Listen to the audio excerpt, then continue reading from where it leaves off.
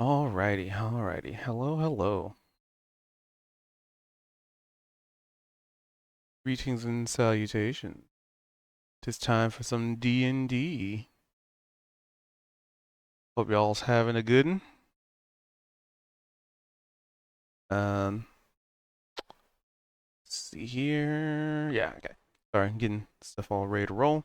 Um, yeah, pretty much gonna do a quick roll call, and we're just gonna jump right in. All right, it begins. So,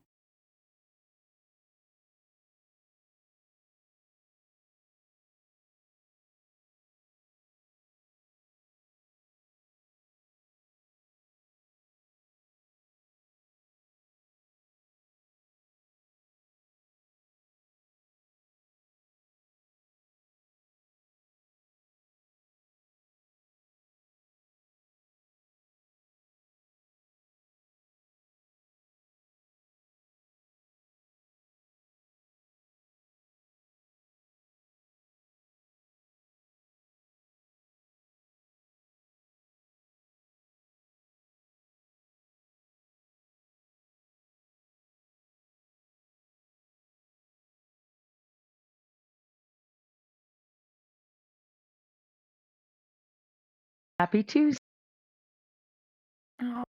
well, how about we just jump right in here? Who can recall what happened last time? Okay. Jumpy. You know, for as much as things happened, I feel like we didn't get very far in terms of our story. I feel like we chatted a What? lot. We almost made it to Fun a though. long rest. I think we got Almost. through a long rest. Our story began last episode with us saying, fuck, we kind of need a long rest.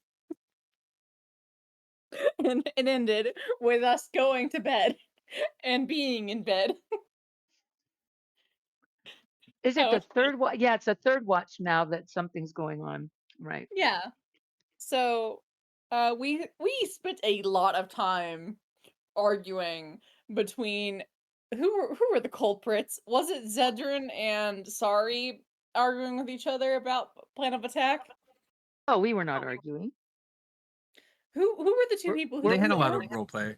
one person was arguing to go all the way back to camp, right to Marlin and the others. I did for a minute. Yes, I did. And then the other person was saying, fuck it, let's just stay here. With which, of course, I inevitably agreed because that's what always happens Yeah. That was definitely Zed. He loves to argue. in all the best ways. I think it was a party-wide argument. I think there were split. It was kind of split. We just said, "Oh fuck it, we're just resting here," rather than continuing. Um. So we decide to go to the room with the paintings. You know, it's not great in terms of being closed off, but you know what? In a pinch, it'll do. Most of us are completely fucking out of spells. Or I guess it's most of the way through a spell or a long rest at this point. Most of us head our merry way over to that room. But Gumdra stays back with oh yeah, we had to go find baby. That was the first thing that happened. We had to roll back and find Gumdra and little one. Gumdra, being a somewhat responsible adult, saw Zedrin's whole green-eyed flames act and goes, "Oh shit. I guess I have to ask, like, is the baby okay? Oh, Are they right. hurting Yes. you?" To which little one gives a it's his own little recap, if you will, about what happened and how the party came upon him. And Gumdra is like, man, what an awful person it would have been to burn down little one's home, looking at Voldemort straight in the eyes. Just despicable. Just despicable behavior. My God. Double checking on little one, like, oh my gosh, you don't have to stay with him, you know, like you can be my It was a dragon. Just saying. DCS, visit. I just had to be doubly sure. Mm-hmm. But by that point, Zedrin found them.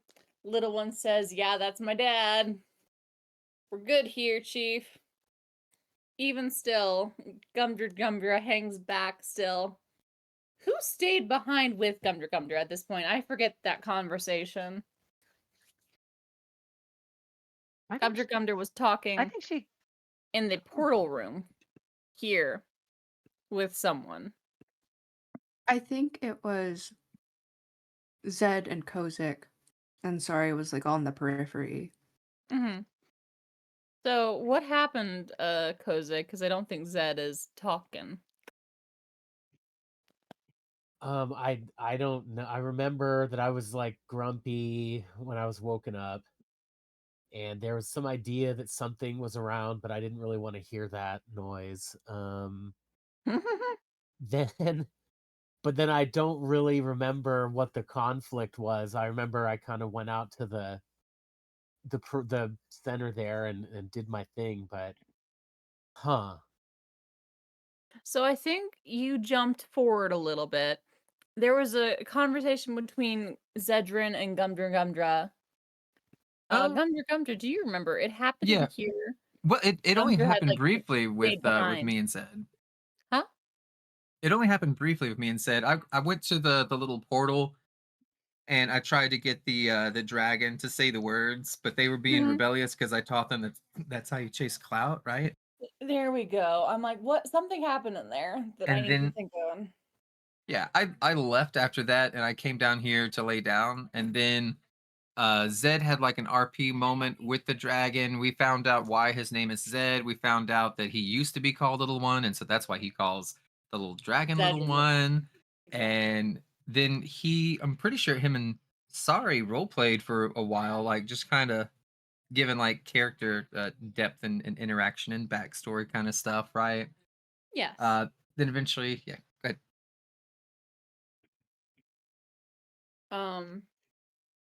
I remember that right before I everyone. don't.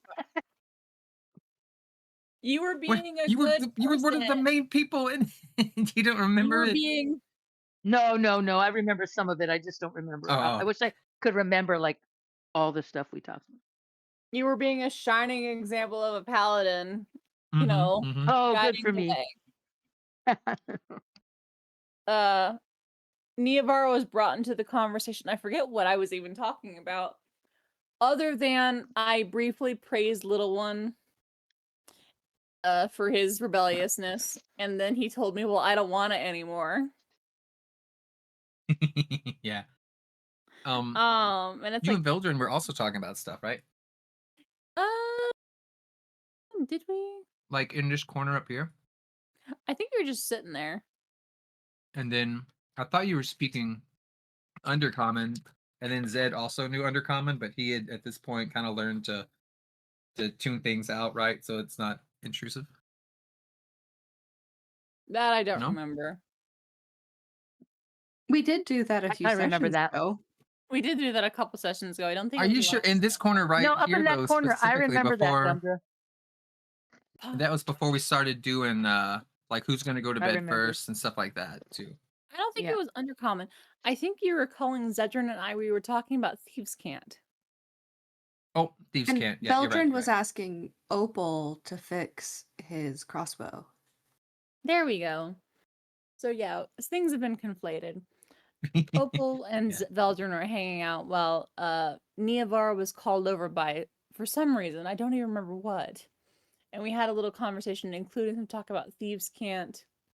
It ended with Neovar going, "You want me to be like a disapproving adult figure? I don't understand the use these days. I'm only 19 myself, so I guess I still am one, but." And then she put on a sort of mask of what her mom did, was like, "I'm so disappointed in you, my God." And like, rock on, Little One.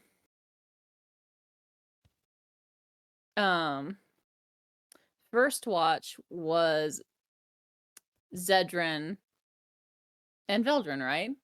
No, I was in first watch for the Oh, first time. ever. So And before that, to alleviate any nerves that Sari might have, because remember she was afraid of the golem and that it might reactivate, and also a little bit afraid of the dark, so we had to cast the light spell on the way over, No, Sar's right? not afraid. That wasn't me. Sar's never afraid of the dark.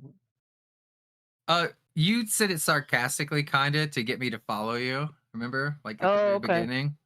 Okay. And that's when I was like, all right, if you need me to kind of guide you through That's this. right. But it was really That's more of right. a lure to be like, yeah, We're trying to get you to come. you should Yes. guide me to this room and then we'll lay down, you know. Yes, yes, that's it. And so just to alleviate any worries you had, I did draw this little squiggly on the map and did a little tiny bit of magic and then went to sleep and then you took post. I remember. So first watch was Zedrin and Sari, and you guys kept up your talk. You guys were hanging out a little bit. Hmm.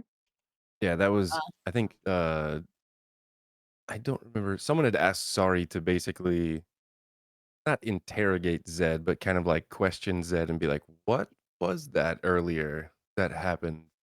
Yeah. When we had fought the golem and it had Oh. grabbed little one, and Zed kind of blacked out. So Zed and Sorry had a conversation about all that, and Yeah, I think I was the Yeah, one who that was expressed good. some worry about you because I'm like, You were. unusual behavior.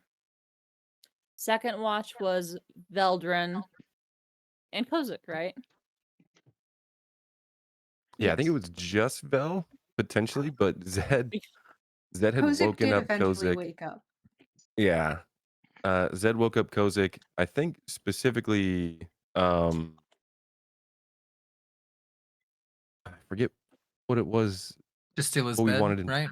to look at. Well, that wasn't I'm the teasing. I'm sorry. I intention, know but it it wasn't. was. It Yeah, wasn't. like he Oh, did it lay was in the Kozik's ripples bed. in Gumdra's spell on the ground. Oh, we didn't know what it was. Yeah, and so we were trying to figure out what exactly, because it I think during Right. our watch it was like fairly normal, and then toward the end of our watch we had noticed that there was some sort of odd Wibble wobble. ripples in the magic, and so Zed, knowing Kozik is keen on magic, I think woke him up and kind of pointed him in that direction, but um Kozik was And I very thought it was tired. some sort of mystic alarm, and don't worry about it. It's on our side, whatever it is. Yeah, But you did Mhm. get up because then Zed snagged your bed. Right. yeah, fancy- Kozik wasn't worried about it. And when Veldrin checked with Gumdra, she was like, yeah, that's normal. So Veldrin was like, okay, it's fine. Yeah. To be fair, I was asleep, and then you rolled insight and got like a 7. I think I failed. I think I crit failed. You definitely failed.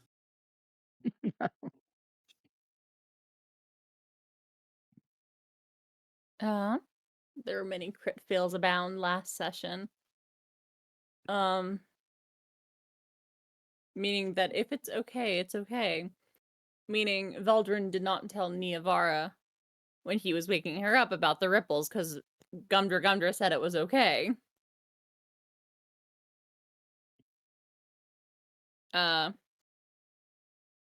Meaning I think I was alone on first watch. We didn't wake up Opal or Gumdra.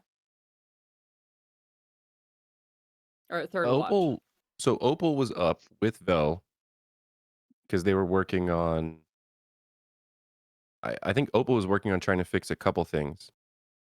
The Yeah, crossbow. she fixed my hand crossbow, and that wasn't too difficult. But Yes, something it was was. going on with Veldrin's that was a lot of trouble. Yeah, Didn't he broke Veldrin break the crossbow too. immediately after? It was. Yeah, it was a similar. It was a similar thing. Because what was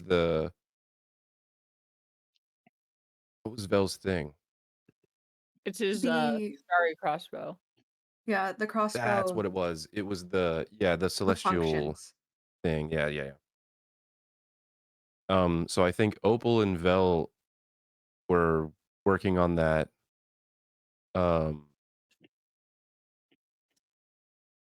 And then so yeah, at that point, I guess it would have maybe just been Niavara on that third watch, and I don't know if we actually got through that or if that's where we left off. So I'm just double checking. No one else was with me. It was just me.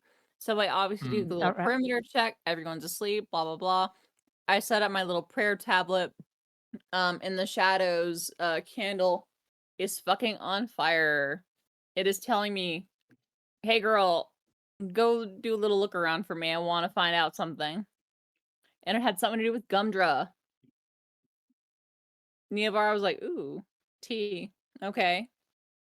But before she is able to, like, go rifling through Gumdra's pockets, the shadow corrects her. It's not actually Gumdra that he's interested in. It's the ripples on the water. So she walks over there carefully, right? She's, strange water on the floors in a cave where you've not seen it before is usually not something that you touch. Didn't you collect So a sample of it too? she was going to collect a sample of it, and that's where Oh she yeah. suddenly looks up and, oh god, hello person. And it's specifically the person that we'd seen many, many, many, many, many sessions ago now in the Feywild. He Yeah, that pulled us sent into, us on like, the the quest pocket to the dimension, Mhm. and then that was session close Yeah, the one that sent us on the quest to the to astral begin plane with. to release somebody from imprisonment, right? Uh-huh. Off him. The quest that Saria has been obsessed with this whole time, like, no, we gotta go so we can go do that. Yeah. I mean, we're doing it.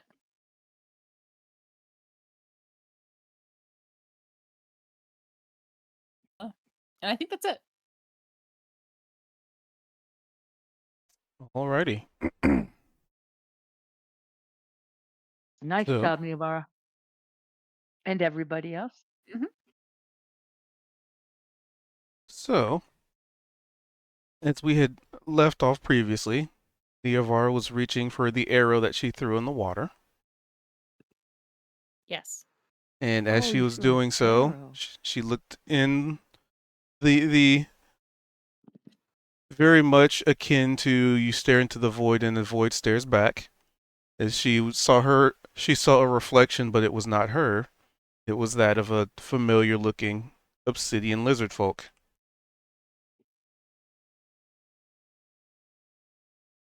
And we'll just pick up right from that scene where you've gazed into the water and your reflection is not that of your own. What do you do about that? I think it's a moment of pause before she would say hello. I guess you are what they're so interested in.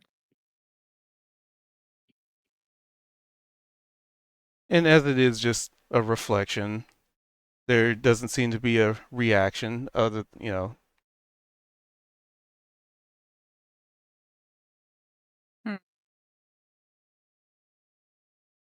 She'll sort of look around before she'll put her hand onto the water itself to sort of see In the water? if yeah, in the water. Okay. Don't like that laugh. But yeah, Sorry. she'll put her hand into the water. Like, is it just to the floor? Yeah, it's like just on Or the floor in like the small puddle. Hmm.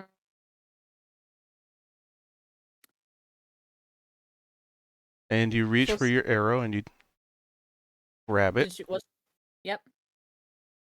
and realize it seems like the arrow is floating as opposed to being in a puddle on solid ground. That's what I was thinking.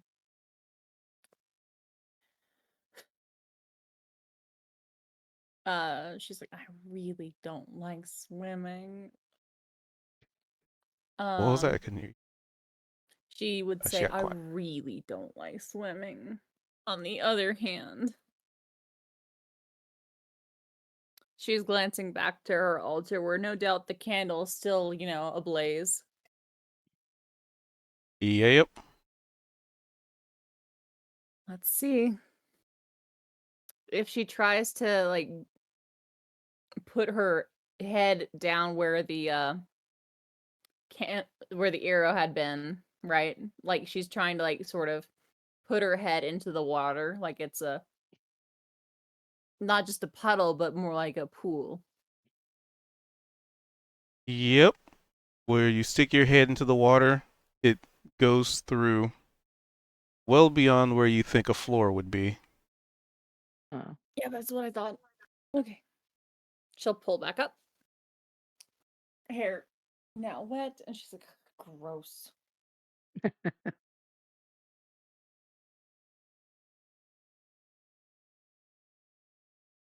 She'll leave her pack by the puddle, right? Before she puts herself in. You're Climbs putting into your the whole water. self in? She's climbing into the water. Dude, get a second, man. Well, she'll Well, put her whole She self doesn't. out. She can do this. Something could happen though, and when somebody else needs to know where the hell you're going. Yeah, that's Sometimes for lore purposes. why she put her pack down next to the puddle. The intrusive thoughts Okay. are winning. The Niavara is 50% intrusive thoughts. It's not gotten led her wrong so far. No, I think it's really fun. Just the idea of like, what would happen if I just threw my whole body in this? Would I sink? Is there how much depth is in just going for it?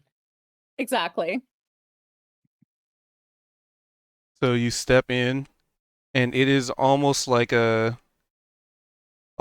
Matrix moment where you step in and you feel yourself sink, and it's almost like feeling like the world flips like a flip book. Oh, because you're stepping down, and then it kind of feels like your body is you're standing up straight, but it feels like you're horizontal. Yeah, you're horizontal for a second, and then you're like it feels like you're upside down for a second,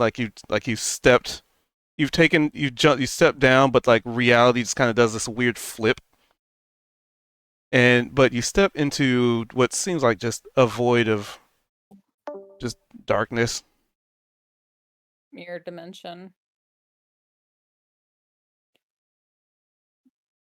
Take a And deep breath. Wow.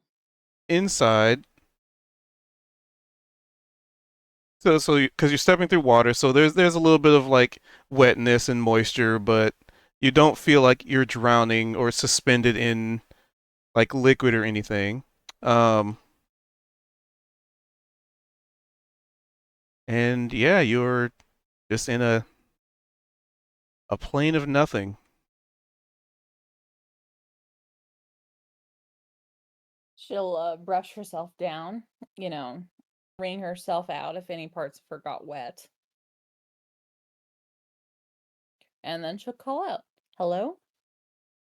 I saw you. Where are you?" Here. As you hear a voice behind you. She'll turn. There is a burly looking jet black obsidian lizard folk that somehow you can it's almost like you can see it despite there being no light in here, but you can see it in all of its like you can see it as if it were in light, so you can see the details, you can see the coloration, you can see its outline. It stands out. Fancy seeing you here. Hello. It just nods its head. Why do you called us? Or I'm assuming us. It might.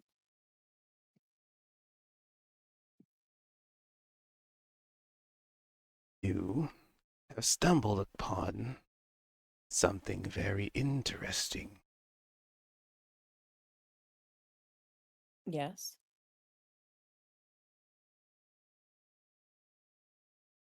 The mountain Something. itself. Something lost has now been found. The door to Ooh. Kyrie. One of many.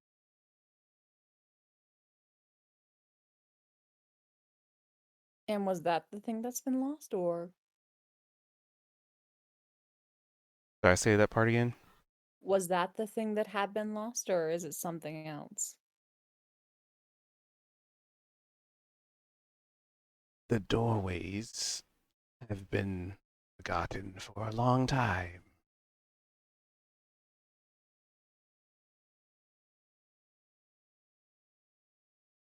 It is interesting that you and your ilk are the ones that have stumbled upon it.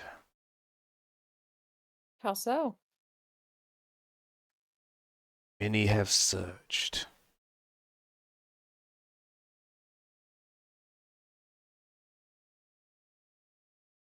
Sometimes the only way to find something that's truly lost is to not be the one looking for it. Things will come to you, but in their own time.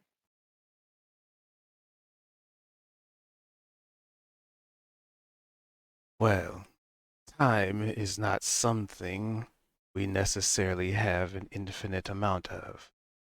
Well, and there's a flick of its like tail. For those like yourselves, anyway.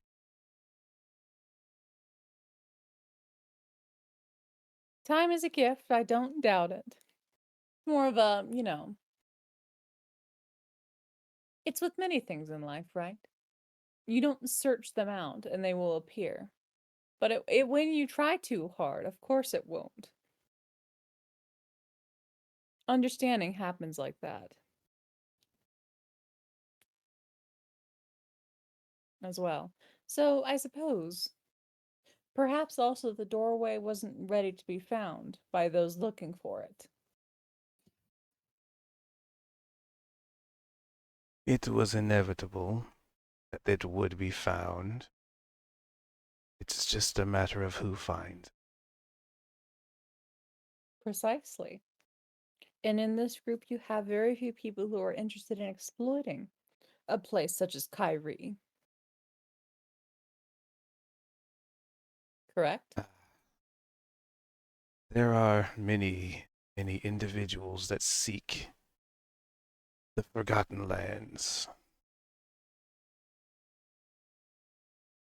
Indeed.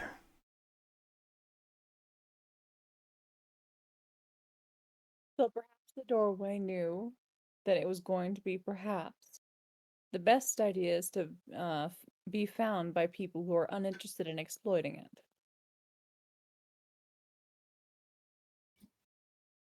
And the lizard folk takes a few steps with arms crossed behind its back and just kind of walks past you.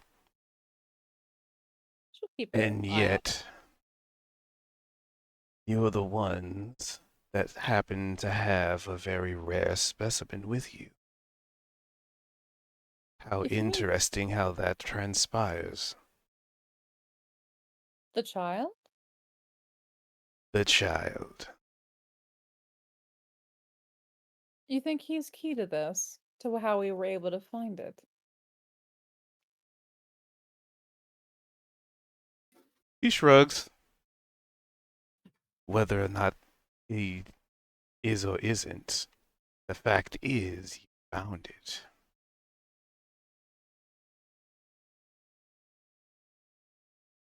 Correct.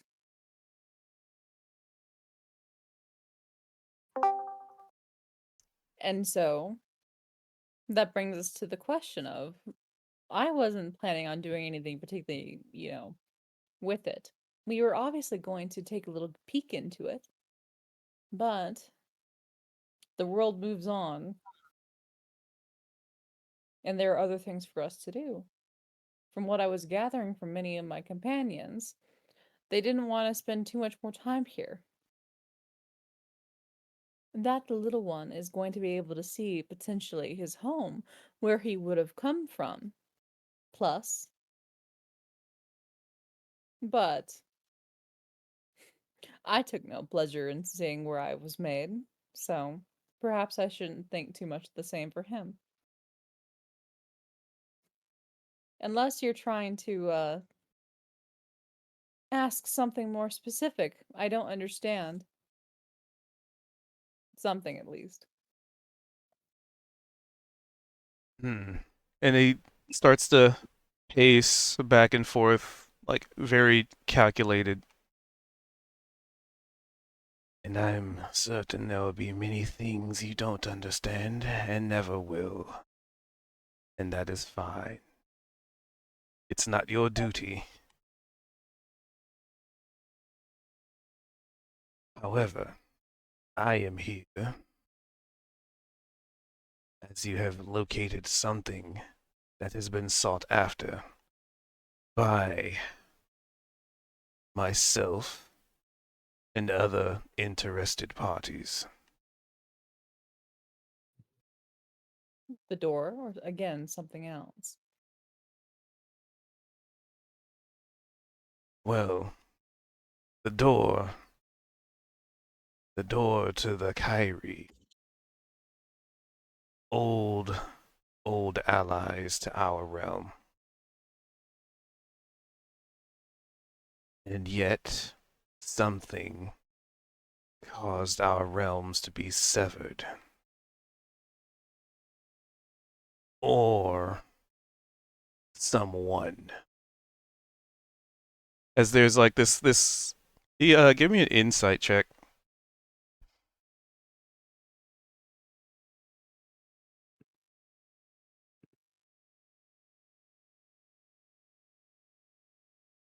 Come on, Minnie, don't fail me now. You failed me now.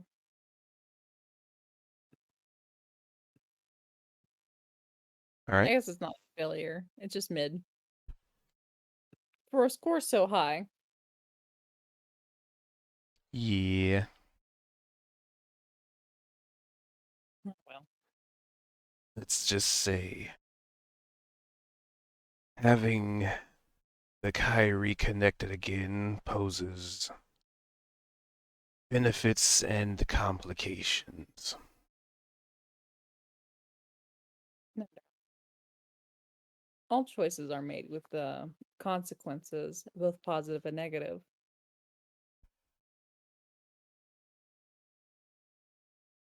Indeed.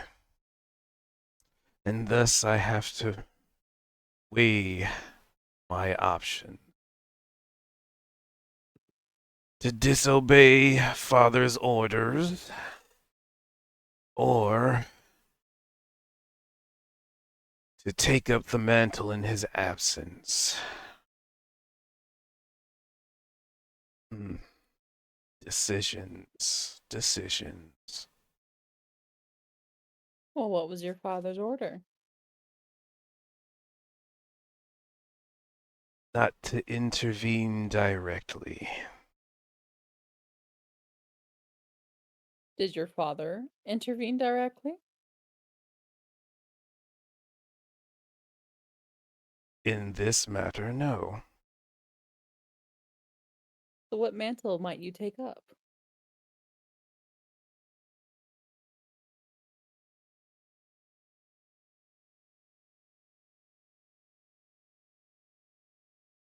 To Yeah. partake of slowing the tide.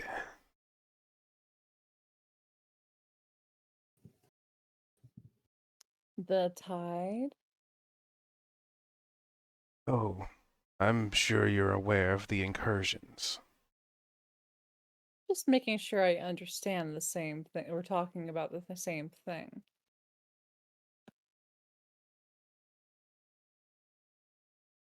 Perhaps. We are, of course, talking about the particularly toothy aberrant issue. Correct. Uth Agaroth. Its Oh, minions.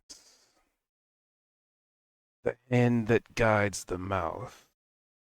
And the realm that guides the hand. And now that the door to Kyrie is open, you are afraid that their incursion will be able to spread there, yes? That is a concern.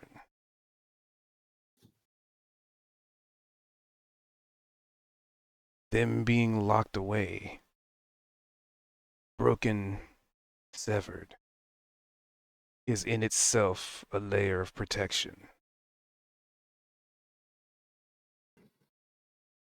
Yes. However, It also allies will be very useful for the coming situations.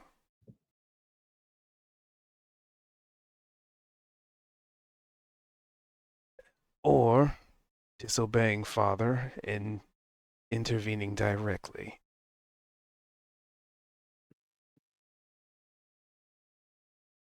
what would that entail? Being more than just a hidden hand. I'm sure you're aware what I am doing is technically intervening, simply indirectly. And there's a toothy smirk.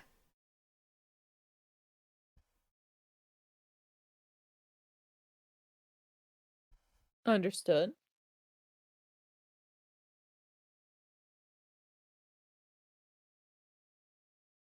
So right now you're merely indirectly intervening by chatting up someone who might be nearby. Understood. Encouraging us to go about our way and resolving things in our own way. And now you're left with the realization that, oh, fuck. They opened up something that was not previously open, that had protected it.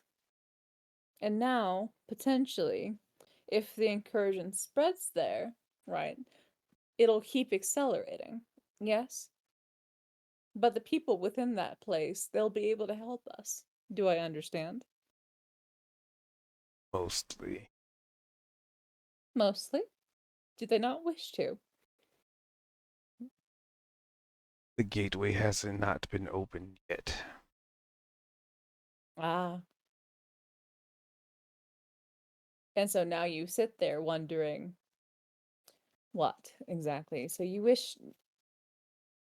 So, if I understand this correctly, you're torn between intervening directly or just sitting here as things are, continuing from your shadows, yes?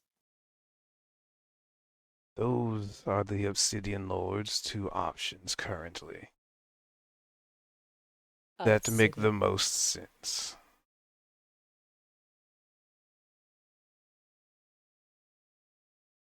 So, again, you speak of taking up a mantle. What mantle do you wish to take? What sits upon your shoulders that you want to see?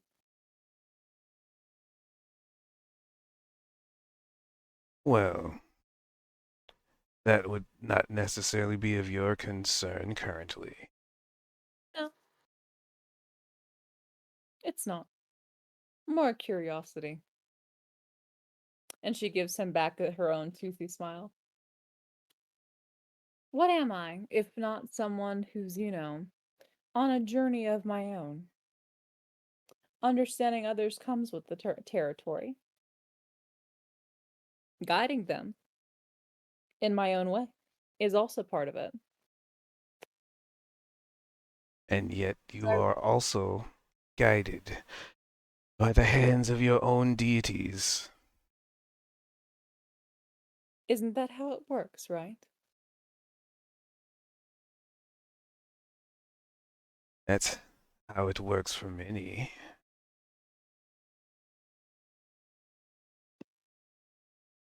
Change is my directive, and I am instructed to help bring it about. Yes, they're guiding me in a sense. Change is your directive. Oh, that is interesting. You, my dear, are the epitome of change. I find it funny. What do you find funny about it?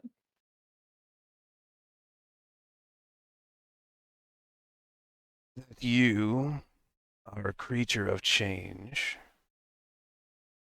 in more than one way. And yet the creatures that guide your hand wish things to remain the same. Oh? Are you referring to the dreams that I've seen? Or something else? Your dark gods is what I refer to. Yes. And he does This he hands up like he does like the air quotes dark gods. the six. They play part in a larger pantheon, yes, and so they are considered the dark halves of it. I also don't necessarily believe that they are dark. She puts air quotes around them. Though the parts that they play in a story might be.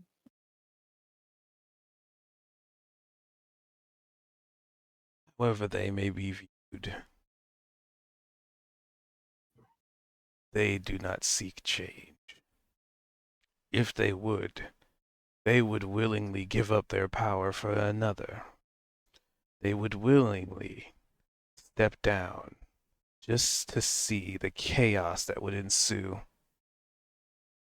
What happens when a deity, when a pantheon, when gods choose to give up their power? It's rare, and many seek to fill that void. Change. Perhaps that's what happened to my god. The one who is no longer there. The one who I've no longer been able to feel. Indeed. The only one with the gall to even attempt change or Chainsmith itself. evolution, depending on how you may perceive it. So it is roughly to that. I'd wondered what would make a god split into pieces. Curiosity, pride, who knows? A desire to live a life as a new face, perhaps. Or as many at once. They had always been that sort, had they not? At least in my stories. But that's off topic. As I said, I'm driven by curiosity and the journey as it is. Journey for journey's sake. Change as the natural course of that journey. So, yeah, I am curious about what you're going to be doing, even if it's not my business. I'm Many things. sure that will be more apparent as time goes on and the incursions continue. And the hands that guide the other hands make themselves apparent. All the hands that lead to the mouth. So there's more than just those things.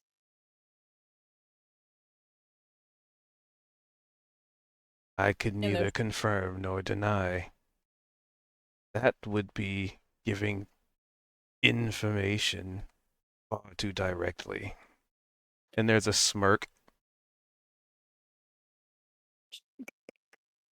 and she'll sort of click her tongue. Now come on.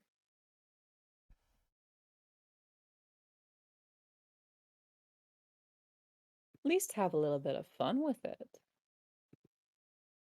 If you're already arguing with yourself about being more direct or not, if you've already taken the steps to appear here, for example, there's some part of you that wants to do more. Some part of you considers it the right thing. Some part of you considers that you might be the best for the job, that you might be in the best place to give the right push, one might say.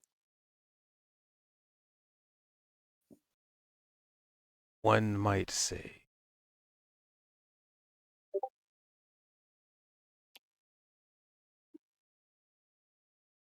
So we're still on our little journey to try and get to that place such that we can fulfill the goal that you've set us upon.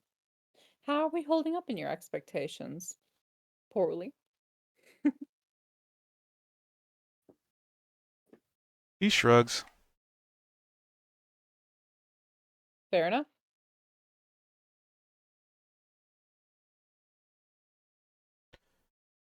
The situation changed, other than the reappearance of Kyrie from when we last spoke. Many things have changed.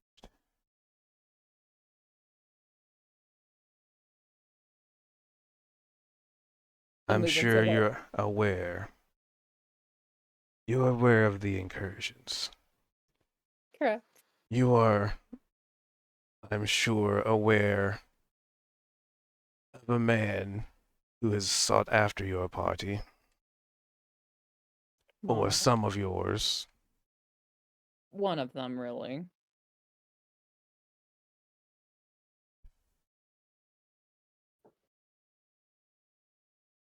Indeed.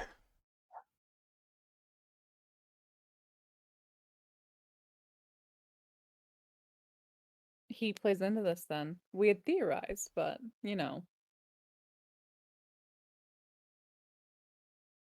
Who do you think has guided the mouth, the maw, to this plane?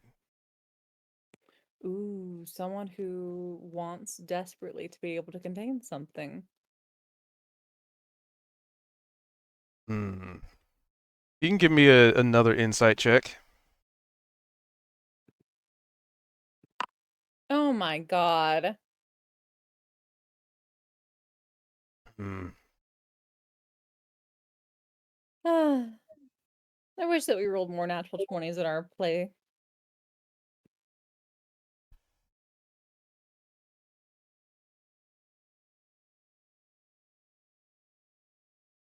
So he's still pacing back and forth. Hard to read. Yep.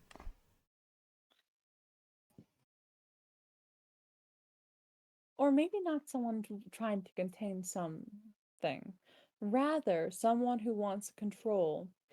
And in that control, he would like to be able to frame the plate, if you will. He wants someone, Zedrin, because he feels like Zedrin has stolen from him. And Zedrin is that sort of thing that is quite powerful in that it is, a uniquely made individual with their life spread across the planes.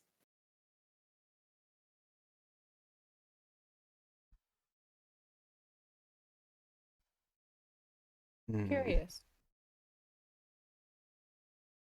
I believe there are a lot more factors at play.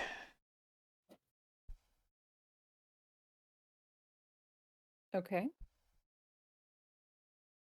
And he stops pacing and points to you.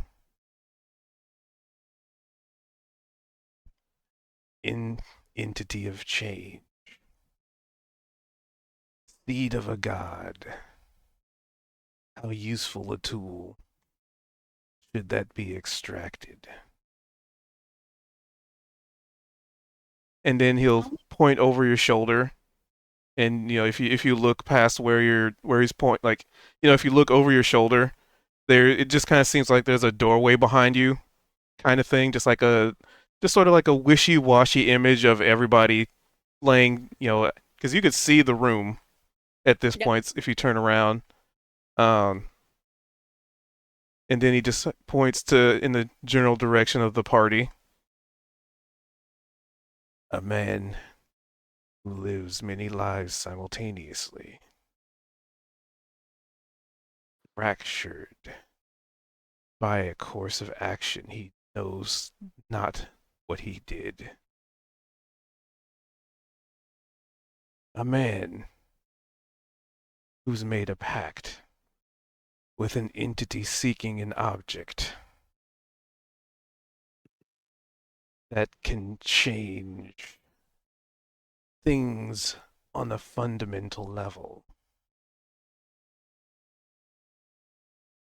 A man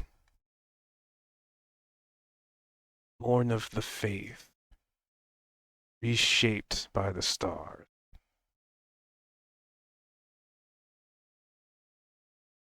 A woman made of stone. How do you think that consciousness came to creation? A spirit that has embedded itself into rock? Hmm. Makes you wonder. A woman from an entirely different realm, questioning whether or not who is the good guy, who is the bad guy. And yet, grief has guided her footprints since then. Or a helpless wormling, born of a land it has never known, forced into the canals of fate.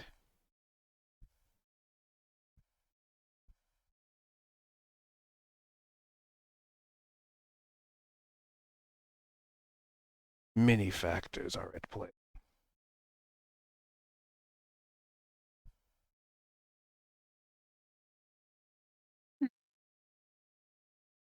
I suppose so. Do they really all underblock like that?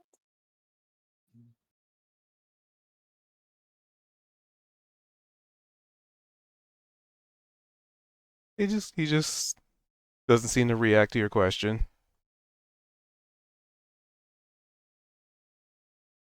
I suppose one might say that it is also, a generally powerful group.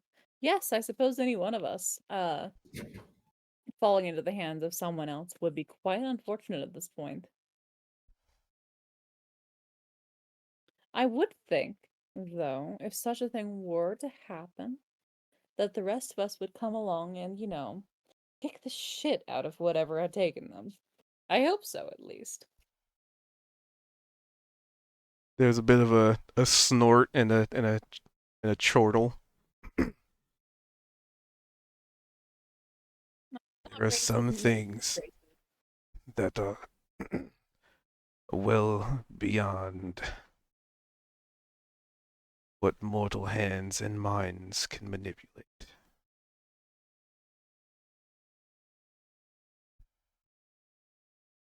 Yeah. After all, look at everything around you.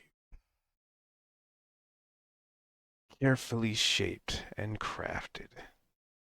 A reality which I'm sure you already know. Our world is not original in the sense of its origin. But that was Father's doing. That was his choice and his attempt to repent for his past. And he does like the air quotes sins, as you mortals often call it.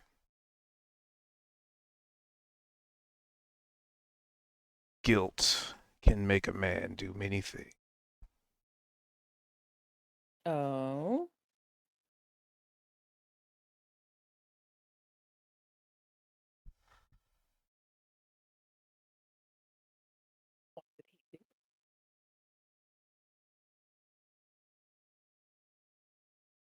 think he lagged out a second there. What did he do?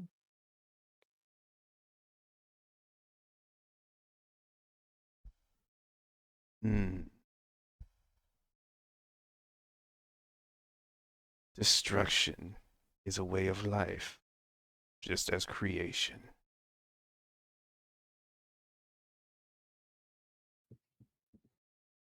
Also true. Sometimes you need a hard frost in order for the next rounds of flowers to bloom. It's not a kind way of doing things with people, though. I would agree.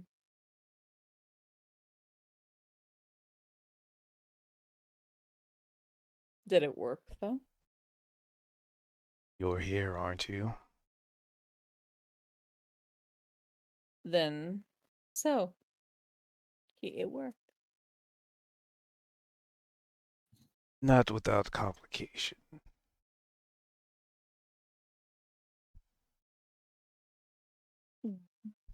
Complications such as...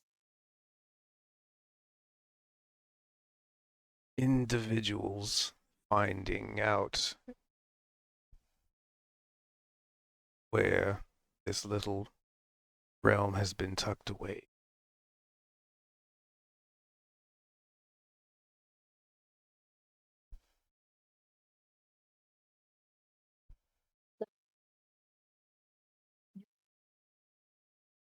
Oh, fuck. Your little void, then. No, this is my own creation. But his. Everything else. See? You said the fabric of the material, right?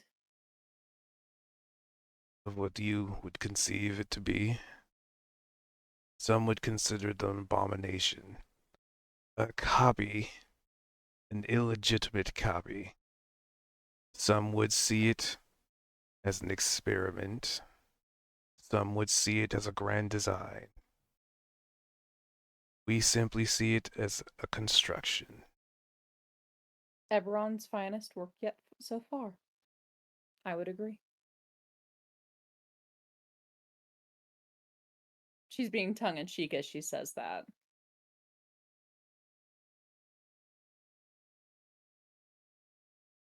There's no. I'm continuing with the nat 1, so there's no change in his behavior or mannerisms. It is interesting that you have chosen to speak with me directly. Why be afraid and run?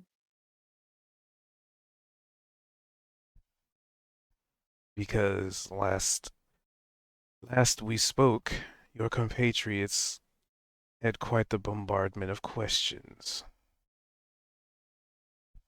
So they did. And yet, there they are. And he gestures behind you. Sound And asleep. there and here you are. And gestures where you're standing. One might consider it a terrible lone streak in me. He shrugs. You wouldn't be the only. As he kind of motions to, does like the arm out stretched outward, conveying where you two are standing currently. I am surprised, though, that Opal did not see me leave. I mean, you look over your shoulder and Opal's still just like so fully engulfed in that crossbow. The answer is yes. On the other hand, if you see your party member just like jump into do a little pencil dip into the thing of water, I think most people at least hear it.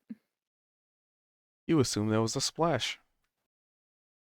True, I mastered the pencil dip. the pencil dive.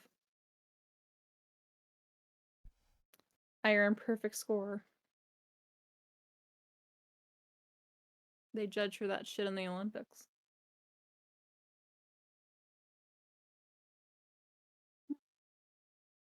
Were I to leave to gather them, would you still be here?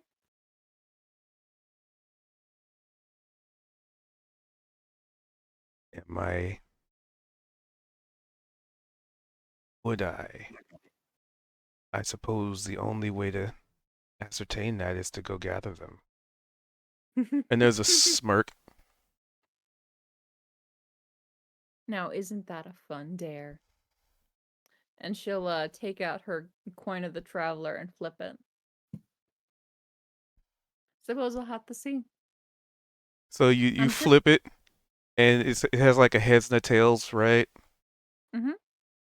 So when you catch it, it goes originally. It has like a heads and a tails of the imagery that you have of it. But then when you catch it, both are essentially heads, and they are essentially two faces of yourself, just like a minted version of Niavara.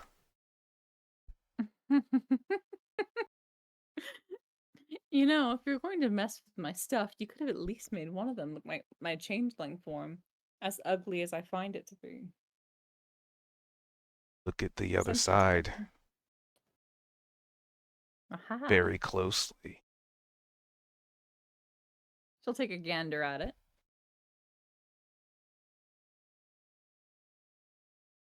Both sides are of your changeling form when you look Oh, very closely. boo. Again, I feel like you're missing some opportunity here if I could just do the mild critique. For a girl with many faces, it should be a three-faced coin. Clearly. A magical sort of thing. Just a joke, of course. Very interesting. There's a smirk. Hold the coin and look at the side. She'll take a gander at the sides. She's increasingly So, bemused by this. so you know how like a coin has like the I couldn't find the term for it, but like how coins have like the little lines on the side, kind of like The ridges. yeah, the ridges. Each ridge is a different face that you have put on throughout your life. Now They're very there. small, obviously, but like you hold it up and just like zoom in real close, and you're just like, that kind of looks like that one guy I turned into before. Oh, there's Big Jim. Oh no, Steve. Steve was his name, wasn't it? It was Big Steve, Big Steve. the one who incited a war between the kobolds and goblins. War was already happening. I might have just flamed it some. A little bit. So, now that clever. And she'll pocket it once more. You say that they don't want to change, and yet they sent me here to talk to you. Perhaps just for their own curiosity. Perhaps because it's going to drive me to change. Who knows? You were already driven there. You just do not know the extent of what that entails. Driven where? To change. Correct. And I don't. So far, I've been somewhat bad at it, but I am trying. And that's what counts, no? Sometime. Ooh, ominous. So, wrapping back around, you mentioned whether making a decision for yourself, whether or not you should don the mantle. Frankly speaking, once again, I find myself believing that if you are already believing that perhaps you should, That is the answer in itself that you need to know. Yeah, it might not be what has happened before, but the past does not dictate the future, as you've said.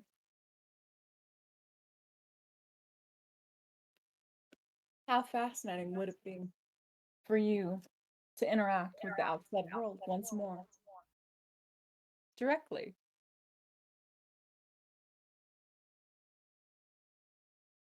It's just me to say. Here.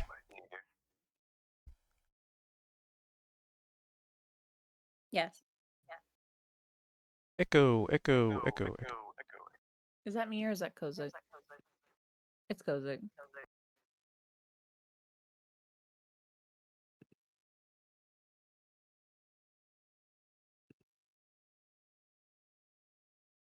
I lost track.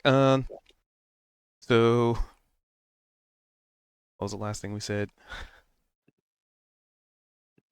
I got distracted by echo. I had been saying if you needed Oh, take up the a mantle. incentive to go, like to take up your mantle, as you've been saying, there's no greater sign that you should than the idea that perhaps that you need to. And then you had just said, my dear. Ah, right. My dear, whether I should or should not, the consequence of the action, that's whether I should or should not. And what consequence will there be for you jumping out?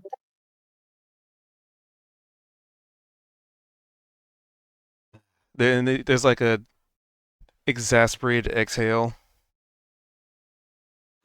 More than you would want to know, trust me. Now that is where you're wrong. But I will let you keep that secret for now. That's the plan. After all, your god loves to hunt secrets. I'm simply giving them something else to hunt for.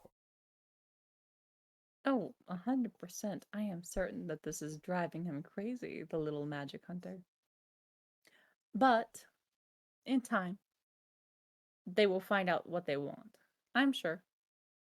In the meantime, Or they will die trying. And there's a smirk, a very wide smirk. perhaps. But I feel truly, at my heart of hearts, the only time that they will die is when the end of the world comes about. Or And he they will bring it. accept evolution. And then he gestures to you.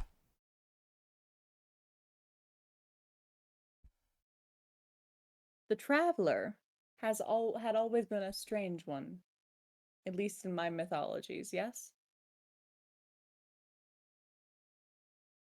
Whether or not this I count as evolution is something else.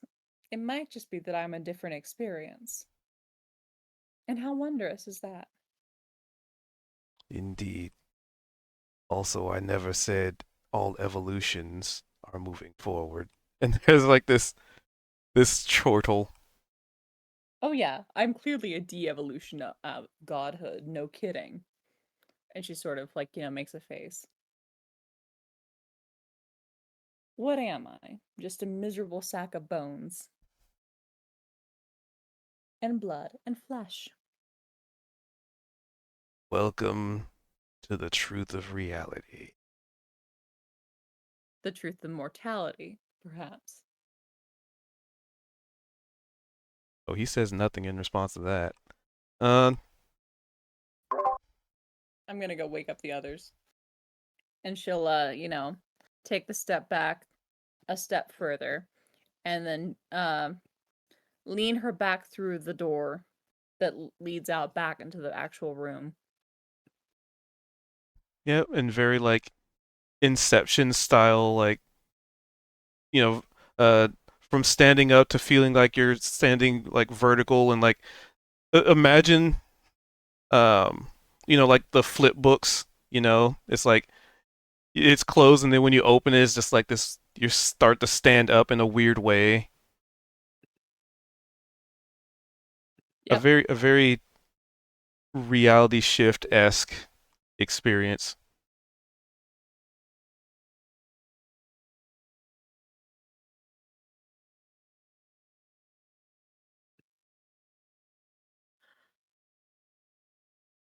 She'll take a long breath, shake herself off, grab her pack, and then make a beeline to Zedrun.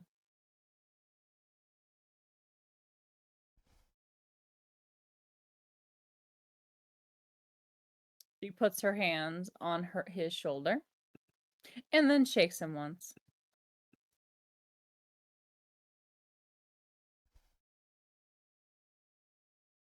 Thatcher. Zedrun. Hmm? What? What? What? Hi. Hello? Top of the morning. We have I guess a guess is the wrong way of saying it. Someone who wants us to make a house call. Get out.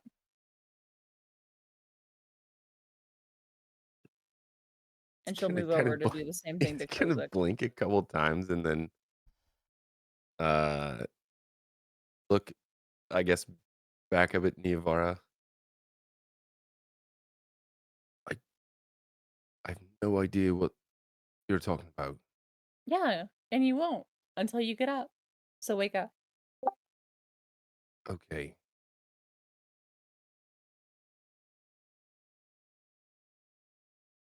Kozak. She'll shake. Get the hell up. And again, shaking him.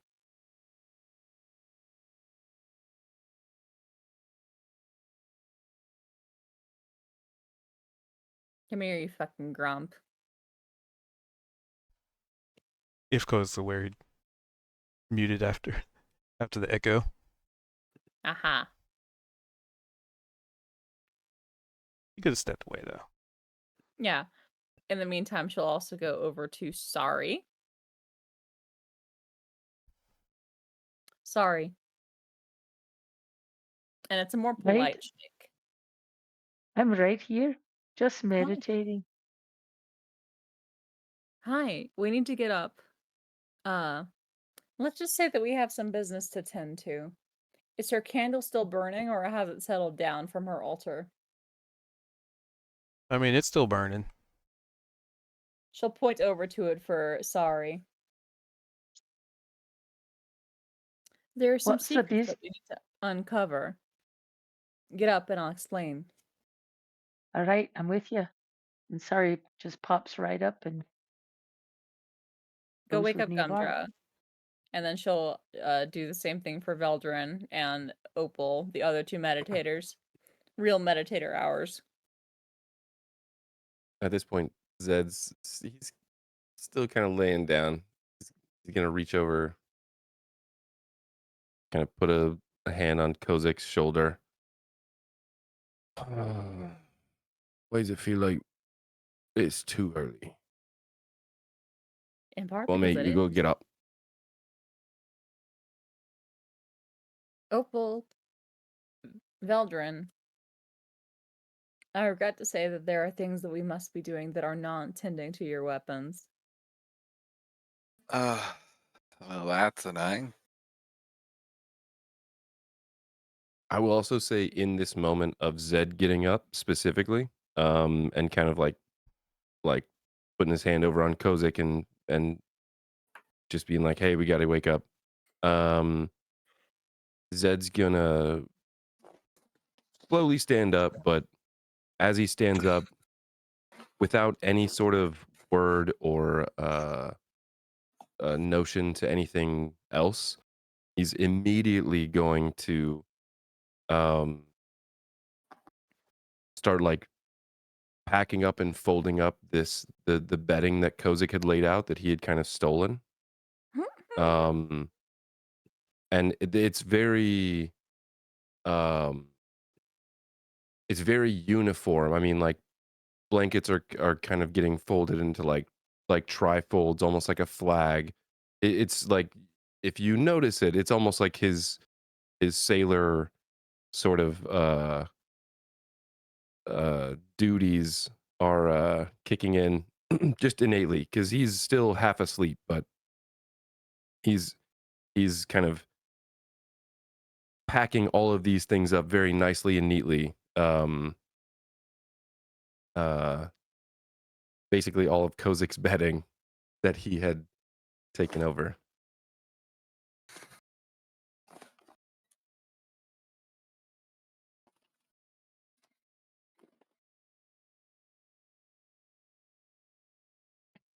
Oh, Kozik moved. Hmm. I Yeah, think. Kozik's still muted. I don't know if he's saying anything, but He's still and muted, I think. you'd also see like because Zed's got his mage hand, but his mage hand's typically invisible unless he wants it to be visible. So you're just seeing,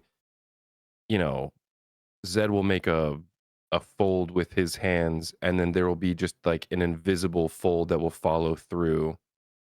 As far as like blankets and beddings are concerned, and like he'll maybe be rolling something up, and it's just like you kind of see what you would assume to be his mage hand, but it's just kind of things happening without any visual cues, I guess. So he'll take a moment, and he's being very. I want to be clear, like he's being very. Like I said, he's half asleep, but this is muscle memory, and it's like he's being very meticulous about this. So he'll take a few moments to get all this done, and then eventually, maybe without even acknowledging, Kozik so much, he'll kind of like try and stuff this role that he's got, very organized and meticulously set back into Kozik's pack. And then as soon as he does that, he kind of like wipes his eye. Oh, hell. It's an early one. It Oh. is. And then he stretches, and yeah. And she'll sort of again point over to where the candle on her altar is like, ablaze.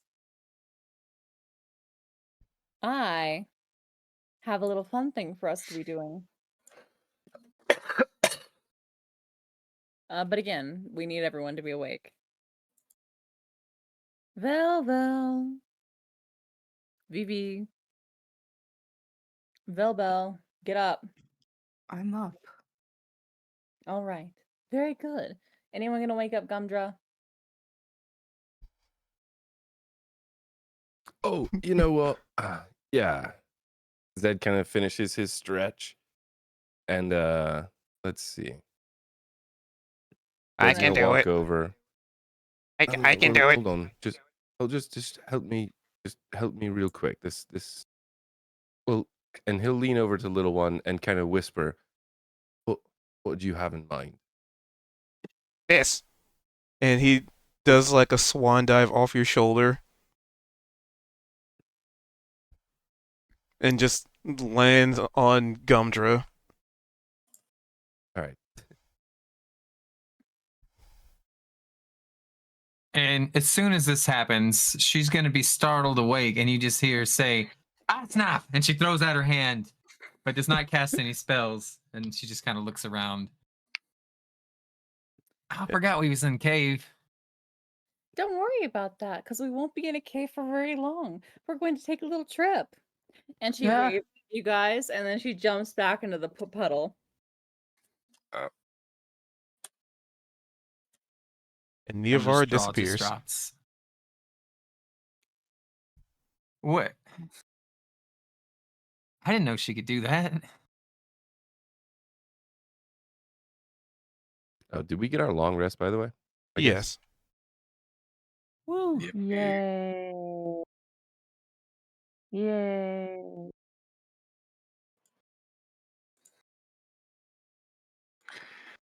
Ethel's going to follow Neovara into the puddle.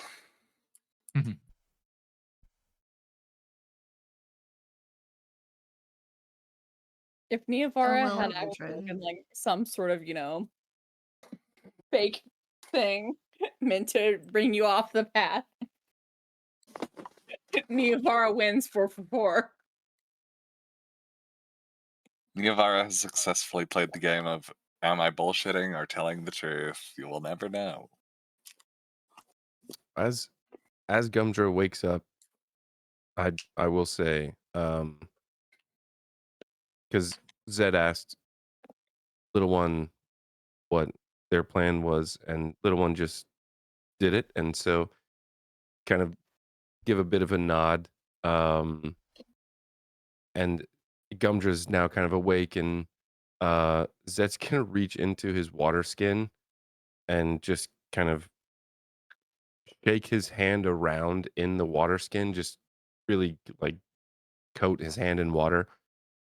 And I guess as Gumdra's coming to, just flick water in Gumdra's face as many times as it takes yeah. to for all of the water. Like it's going to be excessive. It's probably going to, he's going to keep flicking his hand until there's just nothing left. And That's then awesome. it's going to be kind of standing over Gumdra, who honestly is the largest creature of our party, if you think about it, but is laying down right now. And so Zed's kind of looking over Gumdra. Good morning. She sits up and she puts like her palms on the floor a little bit behind her, and she's sputtering a little bit and spitting, and then she wipes her face with one hand. She says, "Do you know how annoying that is?" I couldn't even imagine. Hey, we got to get up though. Let's go. Wait, what are they doing with my water over there? I something. Apparently, this is why we're all awake. You probably ought to come over here and maybe explain what's going on. Because Zed Alright. knows that this is a spell that Gumdra cast, but he doesn't know anything else. So Who's still here, even though? Just you two. I was assuming that was happening almost kind of simultaneously, like as everyone's walking over. So maybe, I guess, are we seeing people disappearing? Is that what's happening? Yep, they're just jumping into liquid, whoever's doing it. Soon as I know like, Opal I did see- it, and I know Neovar did. I don't know if anybody else did it yet. Sorry did it too. Sorry. Yeah, did it too. Beltran also did it. I'll say like after the first two jump, right?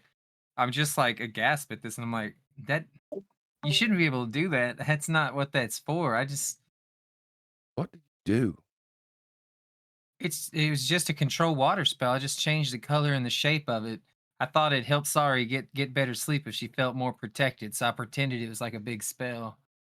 Well, and as I feel like as you're saying that, Sari's like jumping in. And she just fucking okay. Did Kozik jump into? Yeah. Just one by one. Zed's got like both hands just kind of like up on his Wait, forehead. hold on, I gotta try something first. Don't jump in yet. Why? I'm not even awake yet. What are we doing? Right, exactly. Just like last night, I'm just gonna cast the cantrip Shape Water, and I'm gonna return it back to its regular color, and I'm just gonna like lift it up a little bit. Does it feel different? Am I still able to control it? Is it able to be lifted off the ground? Whatever it is, it ain't water.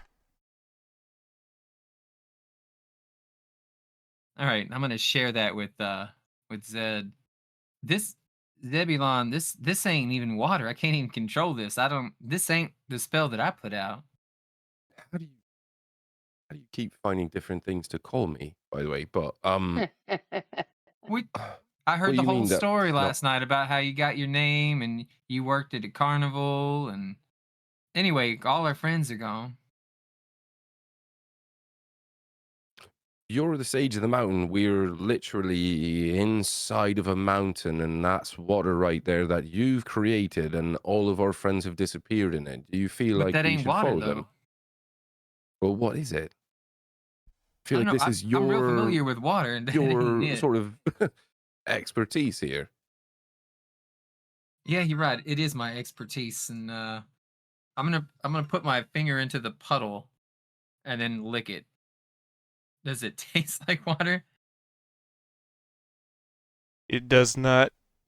So like when you do so, it doesn't like scrape off or come back, as it Hey, were. It's Cube, like its does it own taste kind of like thing. water? Did Oopsie. Gumdra like bend down? Yeah. Well, I couldn't Yeah, get so it to float.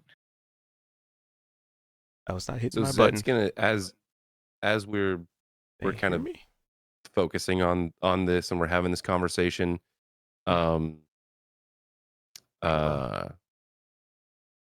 Test. Zed's gonna kind of you good? Okay. Discord crash on you? And I was just seeing if anybody could hear what I was saying. Couldn't initially. Can now, yeah. So I was essentially saying when you stick your like finger into like the water and try and taste it, it doesn't stick to your hand at all. Think of I'm gonna show almost like that a weird like to Zed. almost like I guess mercury-esque in a sense. Like you stick your finger in, but it doesn't attach to anything. It just stays. So leaned over, I'm just gonna scoop it up with my hand, and then hold my hand out behind me, and be like, "See, it don't even stick to you. This ain't water. It's some kind of something else. It's just liquid." And what were you doing, Zed? Well, so like I guess as we were moving close, and Zed's done this before whenever we've had some sort of portals and whatnot. We also had our entire party already jump in. So just whatever Gumdra's saying and doing, you're just kind of getting the from Zed. And he's just going to put his arm around you kind of slowly, just as you're talking and saying whatever you're saying and showing him whatever you're saying. He's going to lift up his other arm and grab little one and just kind of tuck little one close to his chest. Yeah, well, yeah, okay, well, yeah, right. And then he's going to push Gumdra into the water as he goes in as well. Nice. Like, I feel like she's just sitting there. She's got like one hand. She's cornering her chin between like her thumb and her index finger, and she's just and she's like, I don't think it's safe to be messing with it. This is some kind of magic from somewhere else. Although it is like in a in a cave, like we said, in the caves in the mountain, and I'm a sage of the mountain, and I do work with spiritual. And then you just as she's pushed in.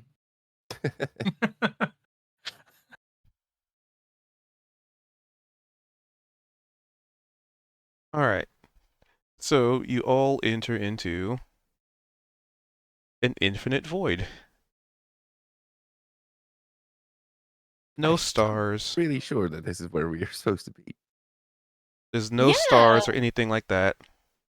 But you can see each other. Hello?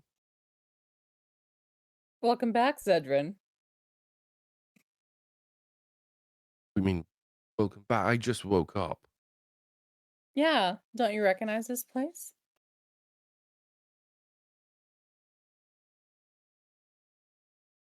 Can I roll a history check or something?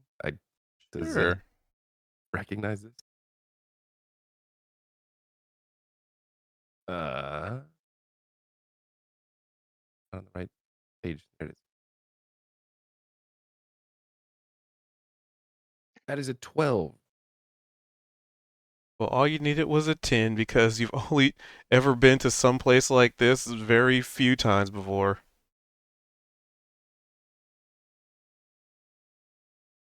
And it was the last time you talked to that lizard man's. Every single time, that is where he has been.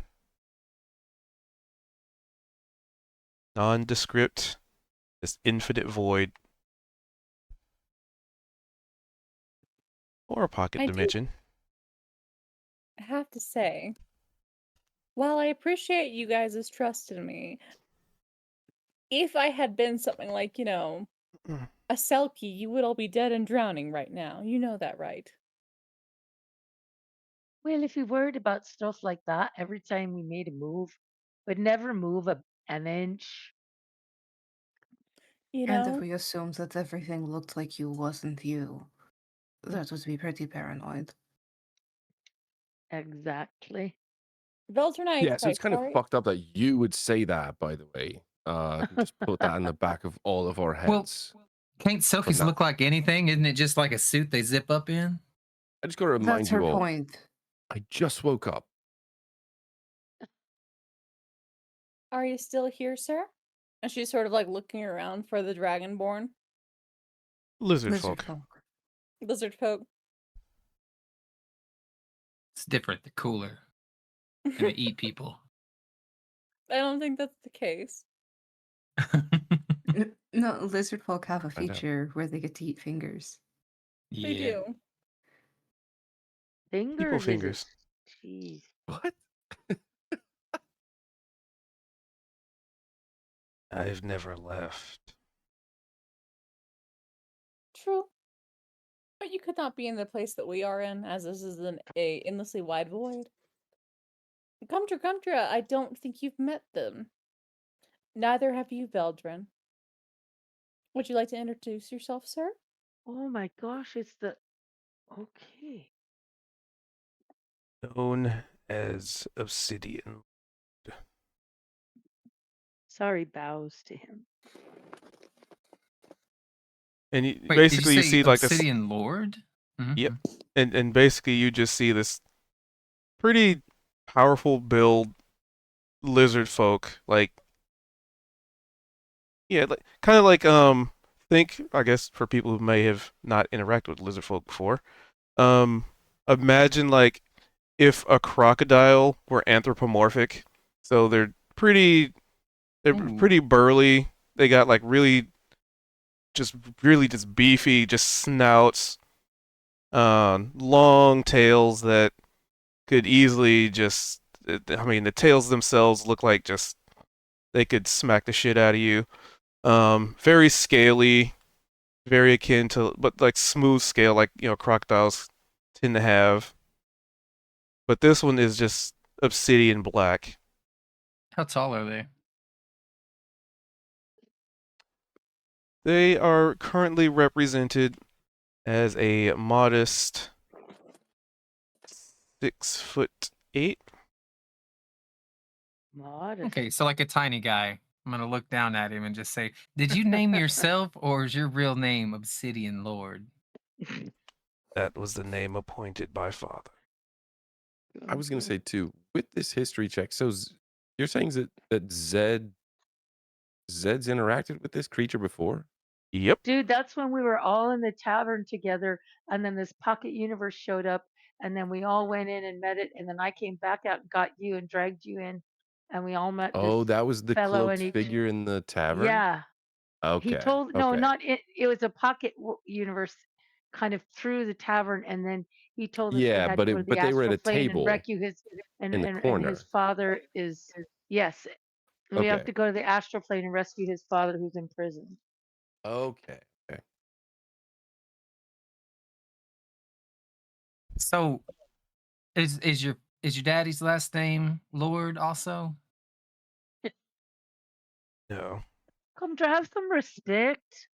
No, See, I'm I being think curious. I'll tell you about the origins of my name. My daddy forgot that he doesn't name me Gumdra, so he put it down a second time, and now I'm Gumdra. fitting. Oh, wait, I thought that was something that you did, just so people said your name twice. I Never mean, I mind, like sorry. it.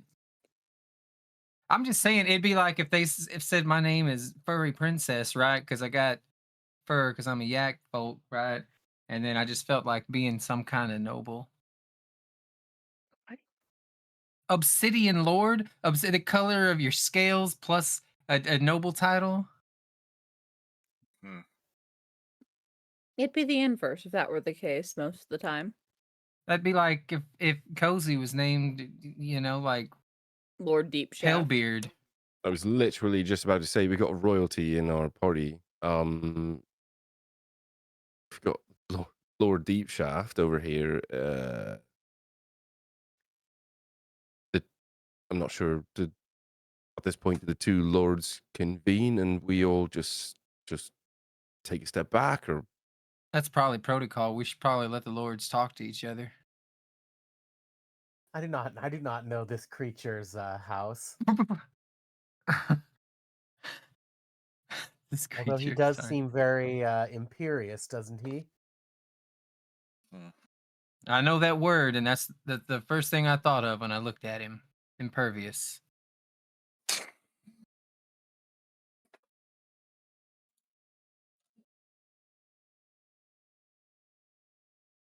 But well, I don't really have anything to say to him. What? So what are we supposed to do now? Well, he suggested bringing you here because we had all these questions for him last time we met. I think Lord Kozik was addressing Lord Obsidian there. Mr. Obsidian, your worshipfulness, our leader wants to know what you want us to do. Thank you, Madam Gumdra, for translating. Pleasure to serve. In regards to what? But I think we could learn what you and we'd like to know what you and Navar have been talking about and understand what you need from us now. Oh, she didn't tell you. She didn't? Oh, it was quite an extensive and in-depth conversation, wrought with insight and information. I feel like this is making fun of me. This is what? Making fun of me.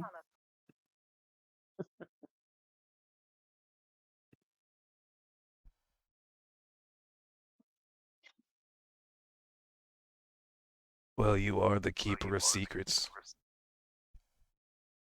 One of them.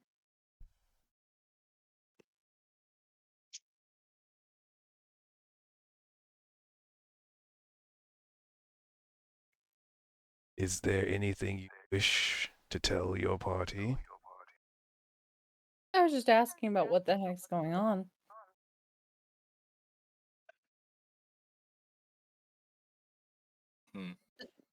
The shadow directed me to investigate. I investigated. I found our dear friend here. And I felt like you were told some things, and knowing you aren't going to tell us. Yeah, I'm Well, feeling like you must have had quite a conversation knowing you, and now you're not sharing. What's that about? and she's just like putting out her hands, like, okay, some of it was just about me. Yeah, and you're a huge gossip. You love finding out information about others. I didn't ask about any of you, actually. Well, don't you think you should at least tell Lord Kozik of the Deep Shaft? She He's turns to got a right to Kozak, know. pretty straight-faced. I didn't ask about any of you. I was talking about him, what he was doing here, what he wanted from us, and why. Well, then, could you tell us about the answer to those questions? I'll have you know, he's been pretty roundabout with me. What he's doing here is the portal with Kyrie. He's investigating it. He's unsure about his place and things and wanted to know, oh, do I act? Should I take up my mantle? But it's against my father's word. And she transforms into like a sort of copy of him as she wanders around. And there's all this pacing back and forth as I do Oh, in that's my awesome. insidious lair.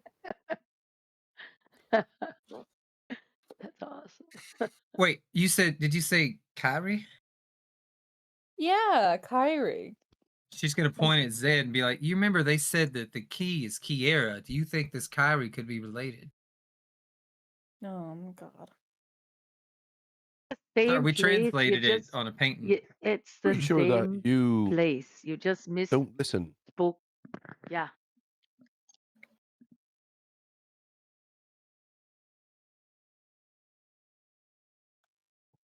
Anyway, go on. It's just a mispronunciation, Gumdra. It's the same place. Oh, I kind of feel like that's on Zeb. No, that's on you. You're right. I was the one who believed him. I should have known better.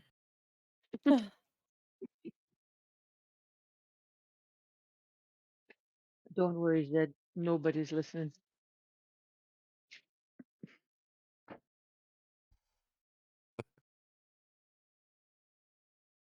Anyway, like I was Mhm. saying, and she's gonna keep up the appearance of Obsidian Lord while she's doing this.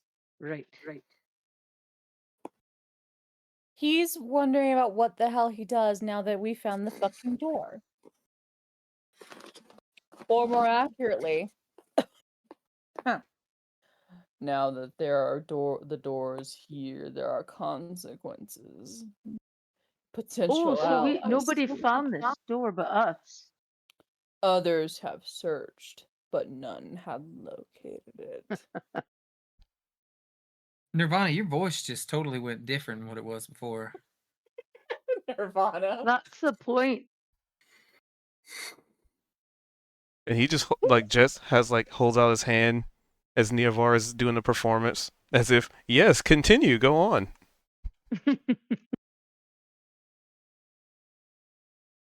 And this world that my father created.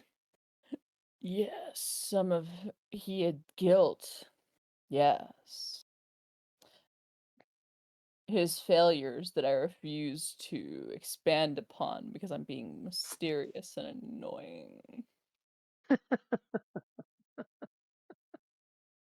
Do I And, Not very intervene? respectful. and he does like the, you know, like when somebody has their hand out and they're kind of like doing the like, it's hard to describe, like they wave their hand like yeah, continue. The roll. Yeah. The little hand roll. Yes, there are potential allies in there. It's not open yet, but should we open it? The incursion. Yes, the incursion that you know well. The hands that feed the mouth. It would accelerate that such thing. And as you're saying, the hand that feeds the mouths, it's like simultaneously he also says something. So you say the hand that feeds the mouths, and his words are, Marn. Oh, come on. Look You did at not Zed. say it that simply the first go around. And there's a knowing smirk.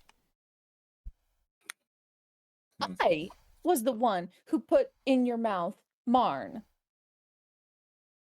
You were the one with the complicated metaphors.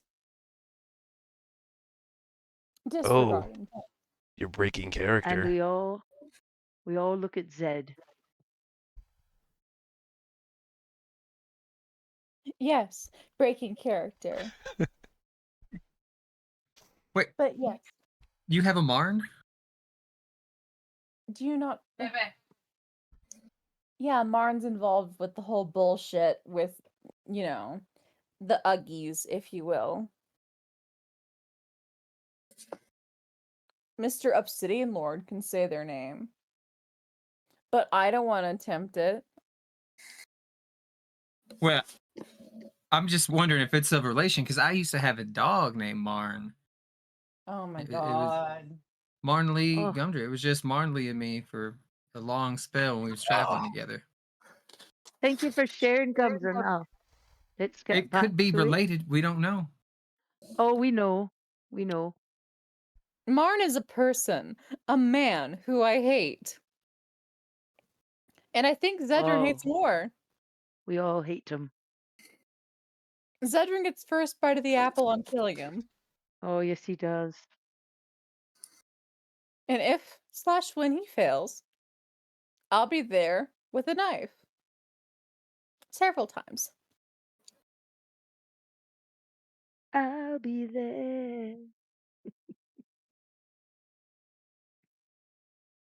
Yeah, and my axe will go right through him, right in half. So you're saying that Zedrin has my knife and your axe? That's right. And my axe. And my bow. Veldrin. That's Veldrin. He has Veldrin's bow. What else? I suppose I was asking him also, like, what sort of risks, like, why on earth what's the problem with us opening the door, right? And he's like, well, what if something bad were to happen to your party? It's not like you guys aren't worth something. Cough, cough, seed of a god, Zedrin as who he is, Veldrin as who he is, Sorry as who she is, Opal as what she is. At this point, can I do an Arcana check based on where we are? What information are you attempting to glean? Is this place safe? Sure, give me an Arcana check.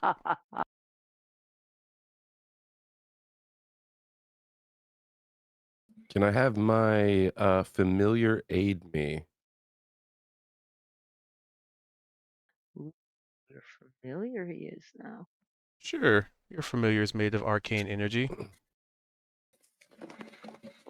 It's a 16.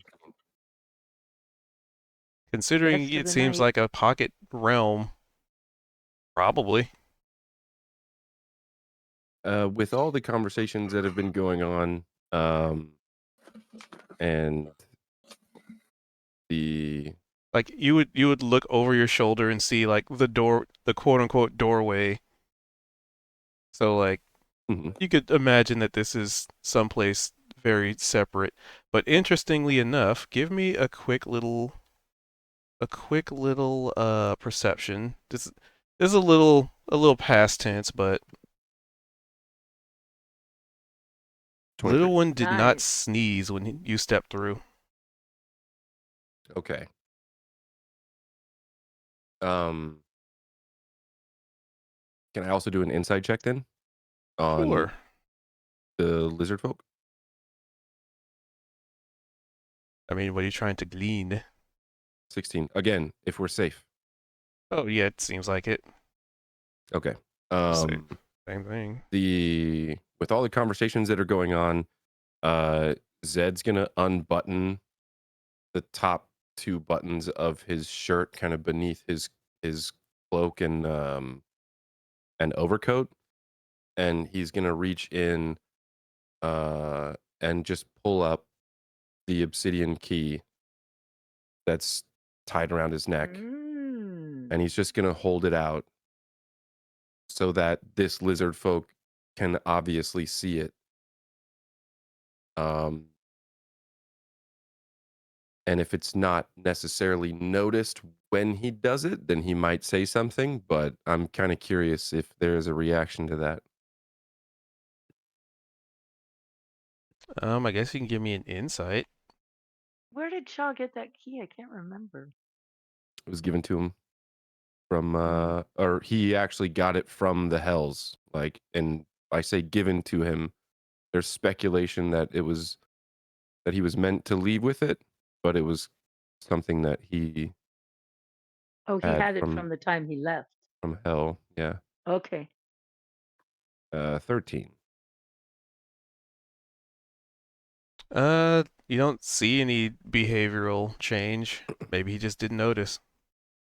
If they don't notice me pull this key out, then Zed would kind of almost interrupt the conversation.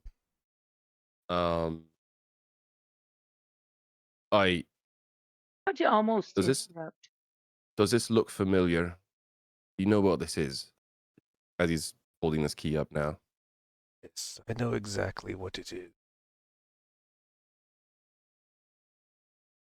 So as far as questions, if we are supposed to be here or if there's any sort of danger, like you've mentioned, folks don't necessarily show up to this place and they're not supposed to. I feel like this might be a sign that we are supposed to be here. Well, as your compatriot pointed out before, you are exactly where you need to be.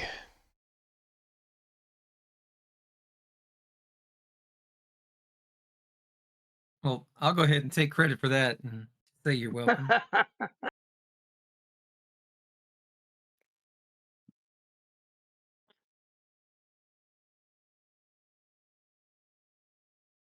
So, I believe last we spoke, you were filled with questions. I surmise there are still questions.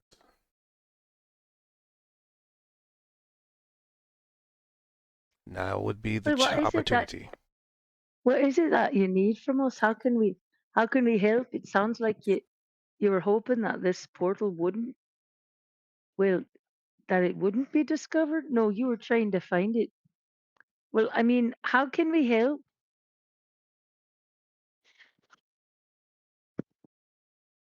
A broad question. Many answers. Yes. How can we be the most helpful? Does that help? No. Dealing with a very troublesome individual and a very troublesome incursion.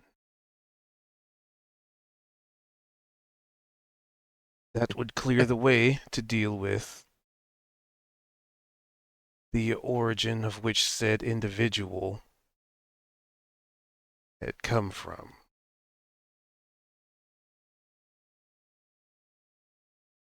Well, we haven't been very effective because we've been dealing with uh, this incursion, and sorry, it does quote finger quotes. We've been dealing with it like one incursion at a time, not really making a lot of, you know, progress in a larger way. And boy, would we like to find said individual and give him a piece of our deal. But do you have anything that can help us in terms of finding uh, this individual? Is far too elusive. A Yep, thorn in the we side, found that. one might say. But he is not alone, and that is what complicates it.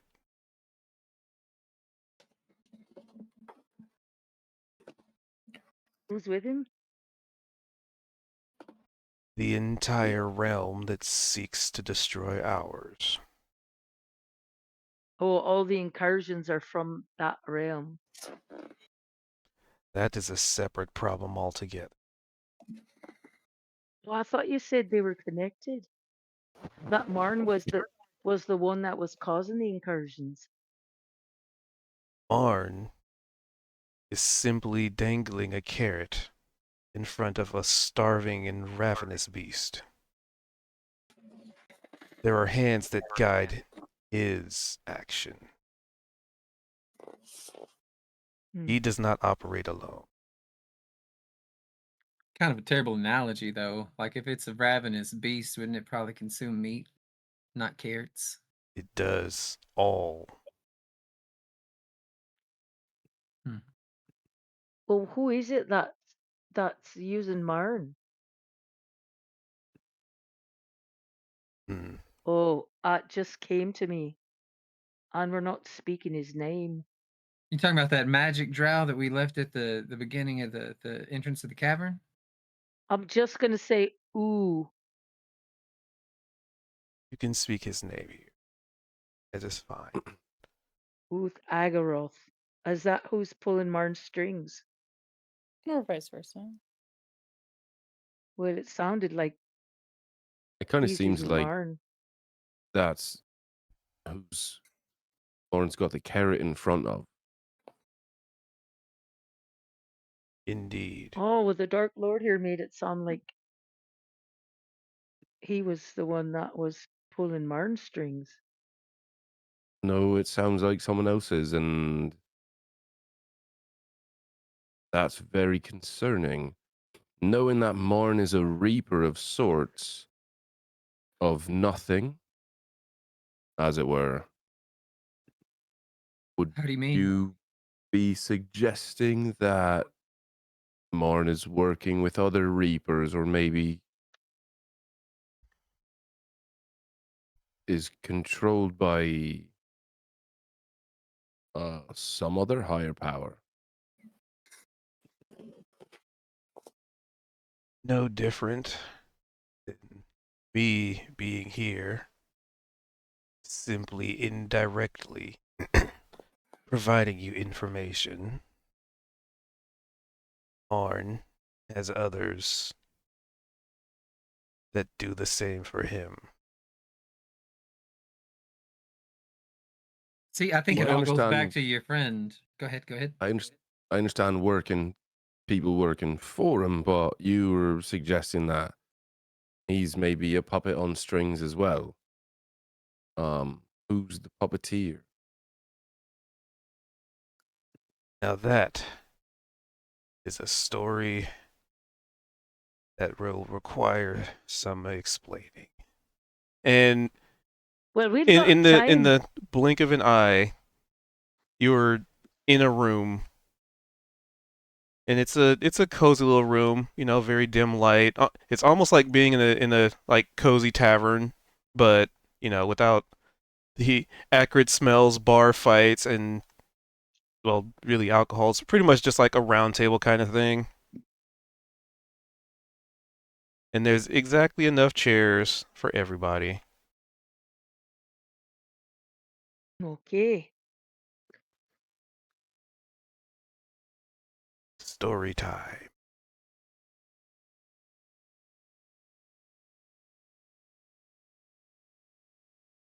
So if people take a seat or not, that is entirely up to them. Um, and basically in front of you is just like this very large ornate table, very ornate chairs, obviously with motifs of, or trim of like black, jet black and like obsidian, elegant. Um,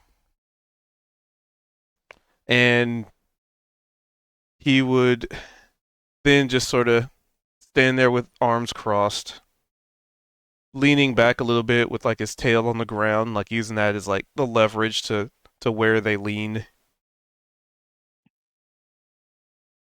So our little cozy pocket dimension slash parallel dimension, I suppose.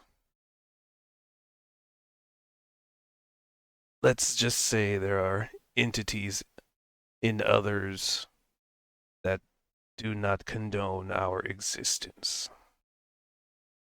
Arn, one could say, is a symptom, or maybe a catalyst. Arn guides entities from beyond, from the in between, serves as a distraction, albeit effective. Arn himself seeks something. And what that is, I have yet to ascertain. But it clearly has something to do. And he motions to Zed. He has shown great interest in you. So clearly, you have something he wants. And he will gladly torture, manipulate, make your life a living hell until you break. Zed's just kind of got his arms folded, and he's kind of stoic, serious look on his face. And as he's saying this and gestures towards Zed, Zed just kind of like, slowly nods and closes his eyes, just like, yep, I know. And to that extent, you have both my sympathy and my respect. To be the ire of a reaper of nothing. That takes very few to get on there. In their sights. Congratulations.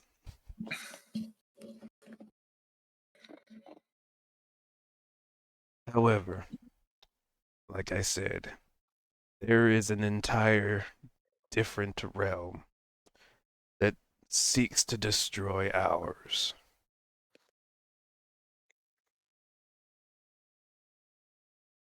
So you could imagine, as much of a pain in the ass Marn can be, there's worse.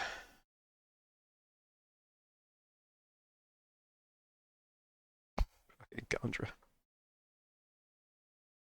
What exactly is a Reaper of Nothing? That is a title that they give themselves. They view us as nothing. We are abominations that should not exist.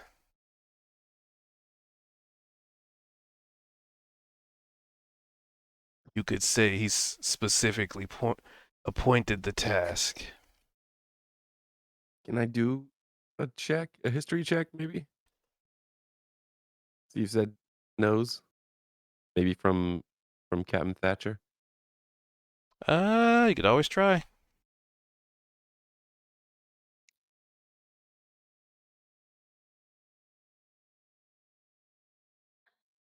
Feel lucky. My lord, when you say that, you say we or us, are you talking all of us or just yourself and people like you? That, that the Reapers, you said us. Did you mean all of us on this plane or did you mean folks like yourself? All of us in this reality. Okay. And with the 17, does Zed know anything about these Reapers? A 17,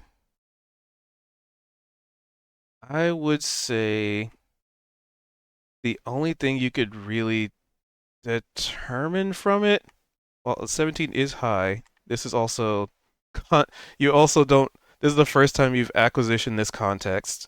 Yeah, So you could, I was thinking if this was maybe, my thought process was like Veldrin is asking, and we were told kind of what Marn is at one point, and there wasn't a discussion about Reapers of Nothingness really until now.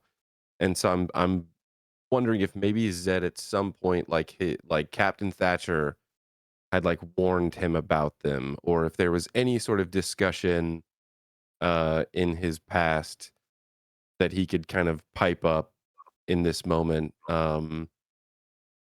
Uh, Otherwise, he's just aware of what we've been told.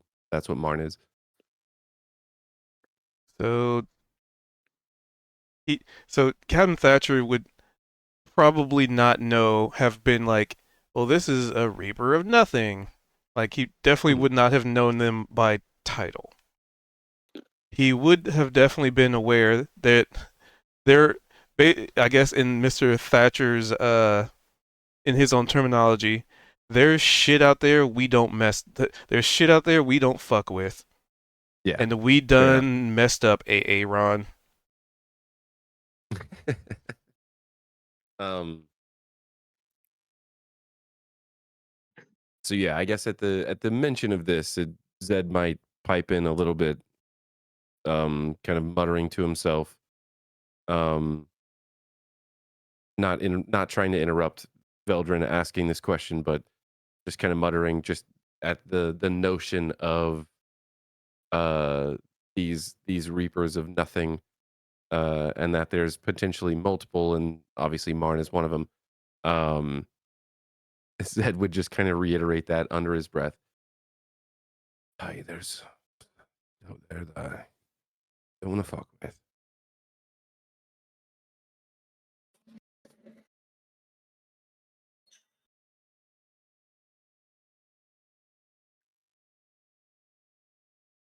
Kendra is gonna like avert her eyes away from Zed for just a moment and go back to Lord Obsidian and just now they asked, you know, who us was or who we were, and then you said all within this reality. Do you mean, and she's gonna like gesture with her hands, this reality or the one we just left?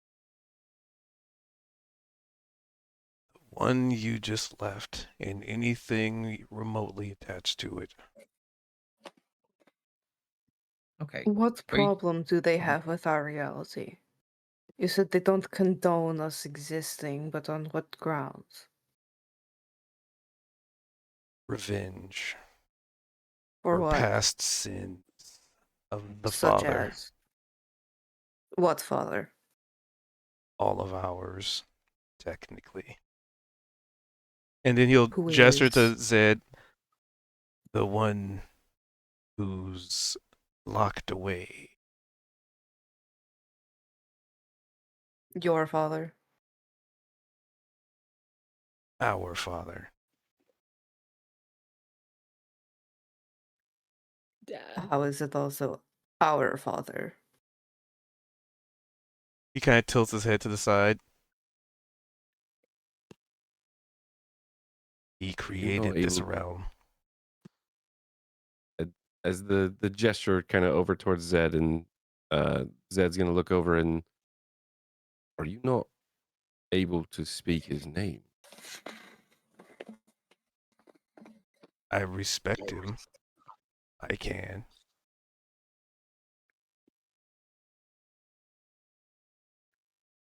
But he is also father to me.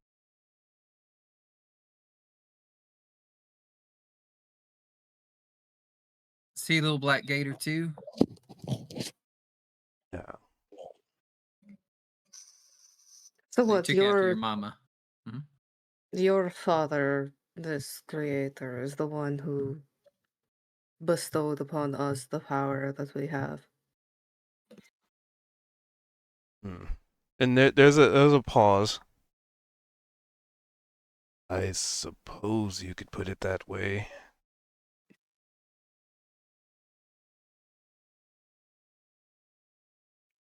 In an odd and roundabout sense, a broad scope.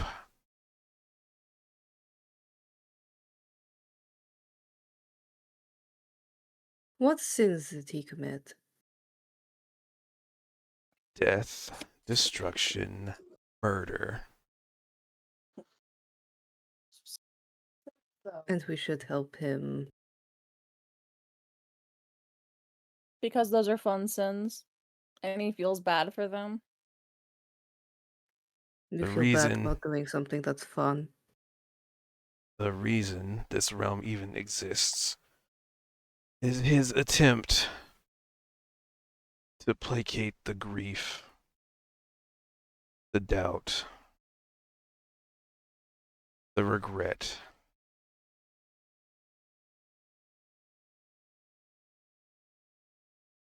You see, entities such as him, as he has told me, in their infancy stages, they are not in control of themselves.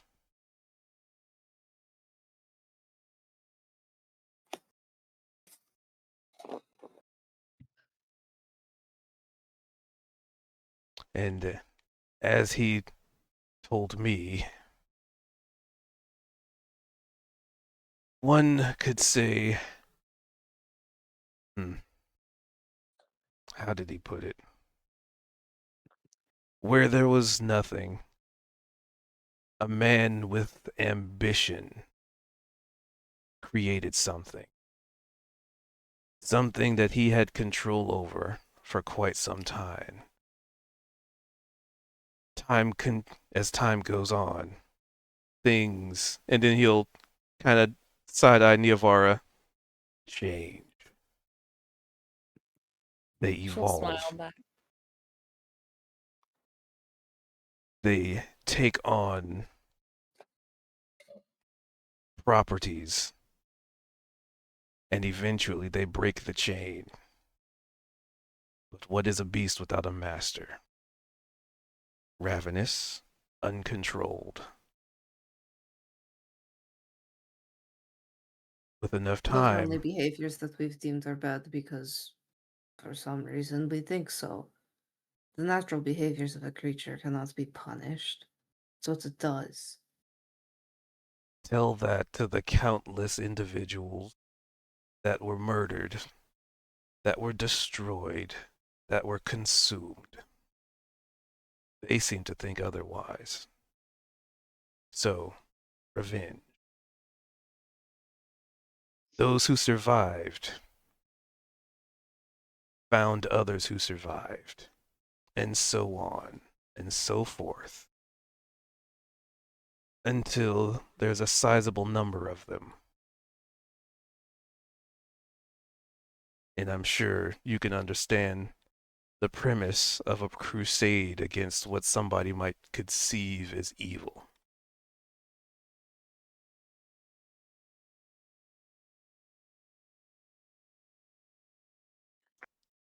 Just because I can understand it doesn't mean I think it's a good idea.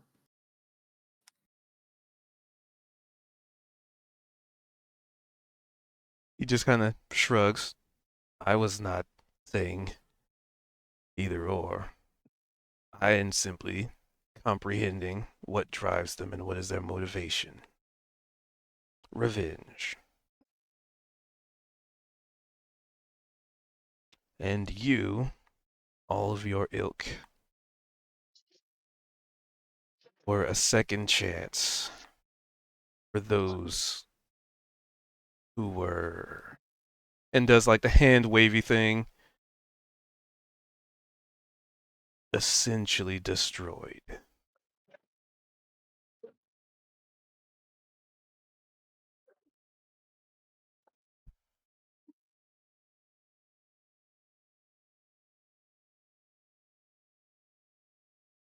But I was created with a slightly different goal. To mirror what my father was, he created me. But he created me under different parameters than what he was. And so, here I am.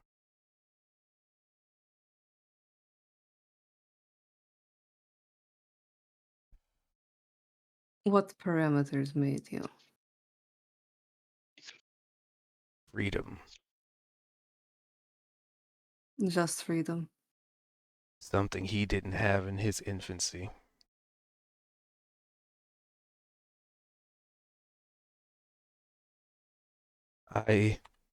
Or so he's said, I represent everything that he did not have upon his first creation. Freedom, but the freedom to be in control. What do you want to do with that freedom? What's the goal? He just kind of shrugs. To have the freedom to not know and find But if out I later.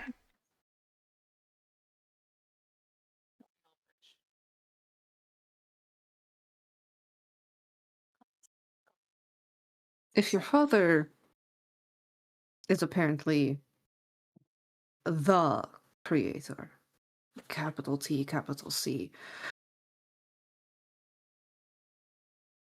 what is your job?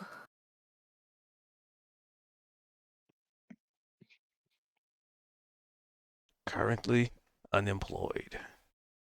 L.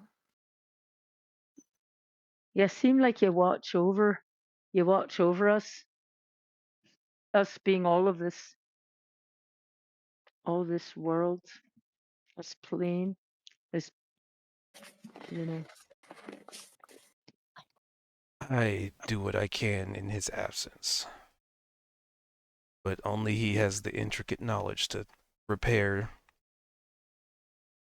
minute damage that you mortals love doing in your manipulation of the weak. Are you related to that drow, Tiffany? I am uncertain this person is. They travel with them, and I just point to everybody else. I think right now they're watching over our wagon.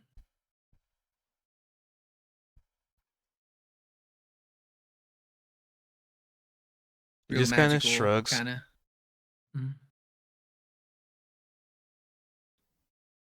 Zeb, could you know him better than me? Maybe you could describe him.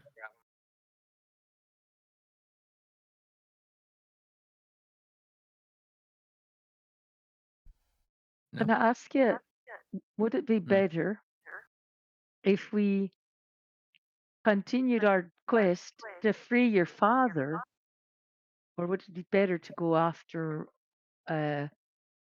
Marn? And I mean, how can we be most of service? I got a question to maybe follow up on that a bit, as Zed's still kind of got this key held that this individual has said they recognize. Which is interesting based on where it came from. So Zed's holding up this key. You said you know what this key is and what it goes to. I guess I've got a question. Do you know why, by chance, it resided in the Hells? And the follow up to that a bit is it almost doesn't matter because it's here now. Where do we use it?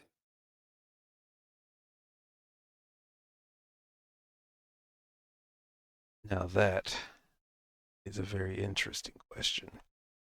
Where to use it? Well,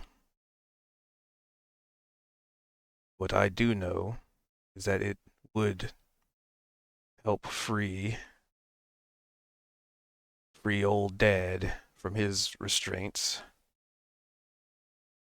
I have an idea where he is.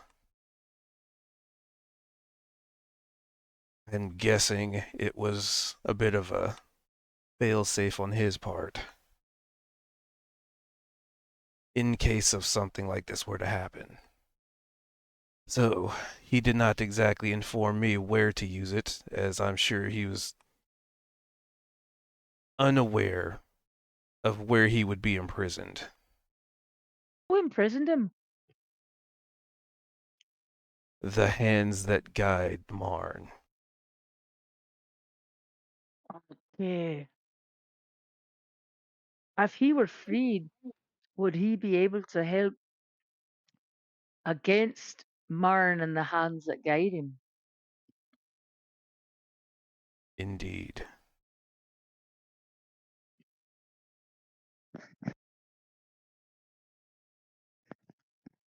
Okay.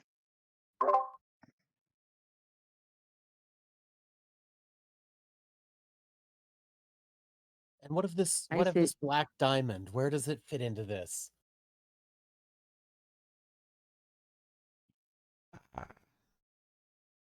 The shards. Now that is a slightly different situation. The diamond itself, when whole, once upon a time, was a potent tool in the ability of, as one might say, traversing the plains. And as it had traversed so many, It's a very interesting construction. It became more and more potent. So some could say it's a very useful source of energy when in its apex and fully constructed.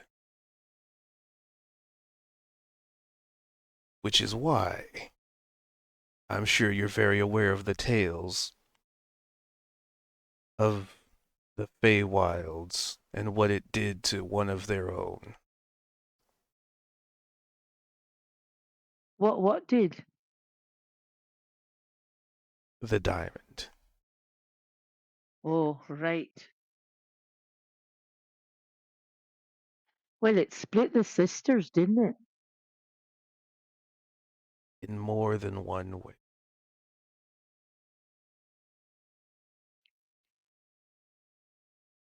What do you mean?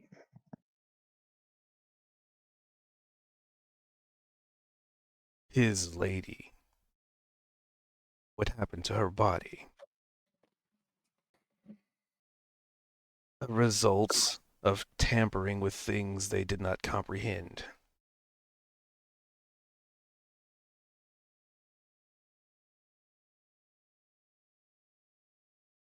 She learned that lesson, painfully so. And that lesson is still with her to this day. What was she tampering with? The diamond. For what? Do you know? For what purpose? Fey creatures. I believe the saying is, they do be like that.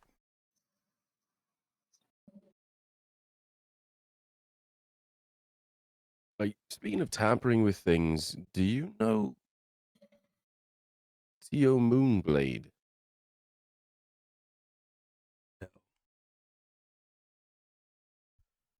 Interesting, because she was also aware of this key. Mm. And that would make her of very few who are capable of detecting what it is. Or perhaps she does not truly know what it is. What exactly Zed's did gonna she kind say of about it?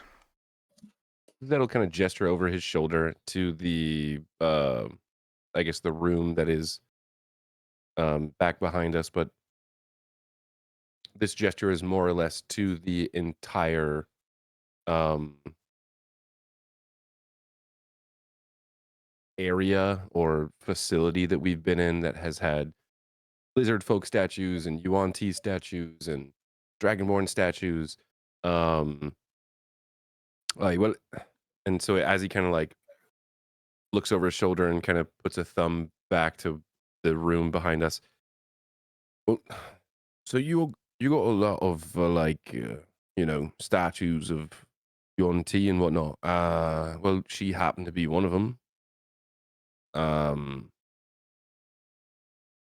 and well, I guess let's just say that she was aware that it's very important for a friend of mine to hold on to it. Because I guess it would fulfill a certain purpose. I'm not sure what all she knew, but she'd probably find this place miraculous. Then she sounds like a dangerous woman. Yeah, you can say that.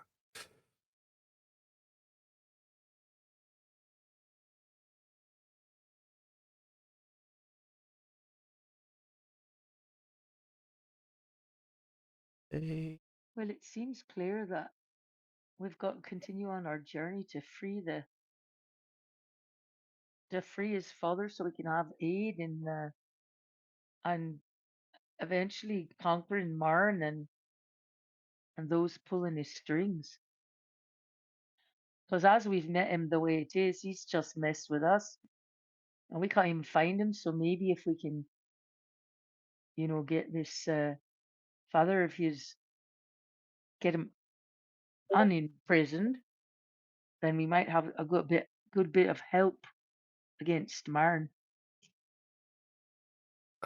I I just got to ask, what if anything does Kyrie have to do with all of this? As he's holding up the keys still. Two separate situations. That key is for something else. The realms being the bridge between the two realms is a different problem.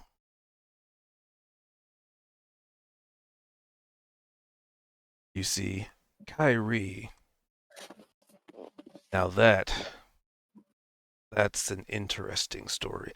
That one, you could say, once upon a time, there was a man and his son. They traveled. Zed props up little one to like listen to this specifically. They traveled far and wide. They traveled from realm to realm. They learned, they discovered, they experienced. Is At that you and some your point, father? at some point, as he looks at you as you like interrupt him, and he just continues. At some point, there was another that joined on their escapades. A creature very, very unlike others, draconic in nature. But something was different. Not that this father and their son were aware of this at the start. However, time continued, adventures abound, and it was not until much later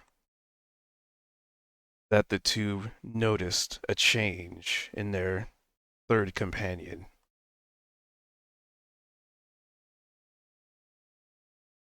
Whatever construction that creature was,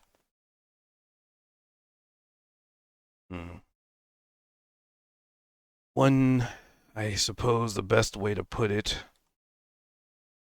it had a ability to take on the properties of creatures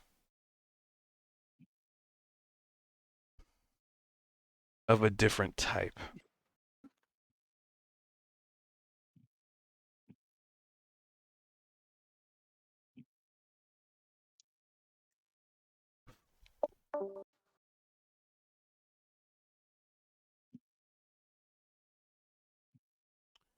And, well, I suppose, how we, what he told me anyway,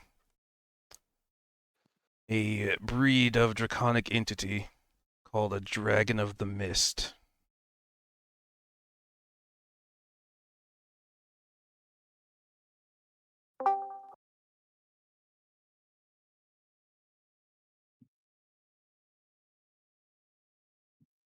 That's how he put it anyway. A very rare species, if perhaps the only one, that, well, and he gestures to himself. Some could say we are of demonic blood.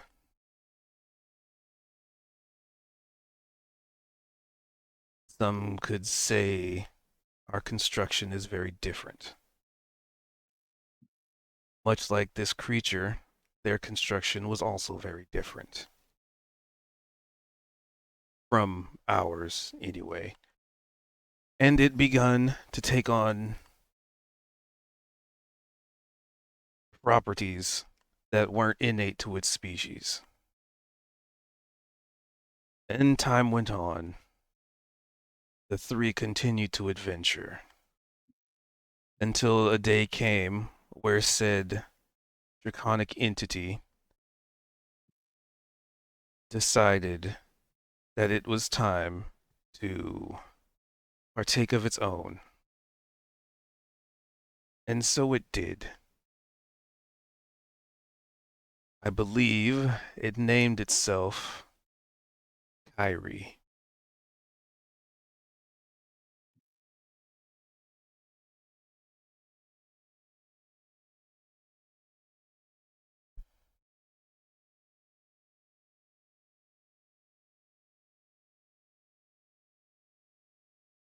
And then there's like a pause where it's looking at everybody, seeing if they're following, if you guys are still following along.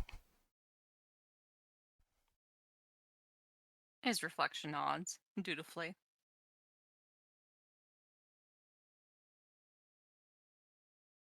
And as such, it set off to make a name of its own. It did. And time passed, thinking they would never meet again. Until one day, after father and son had made a cozy little home for themselves, away from everybody else and all distraction, that old friend made a reappearance. And wouldn't you know it, they too had a realm of their own. And as such, the two realms, the two families, were very much operating together. Prosperity and all that until one day something happened. The realms were severed. And to this day, well, until this day, no denizens of that realm had been interacted with. Until today. And then he gestures to little one.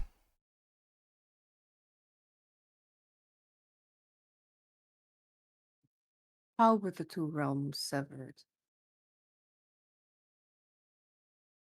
Now that is an interesting question.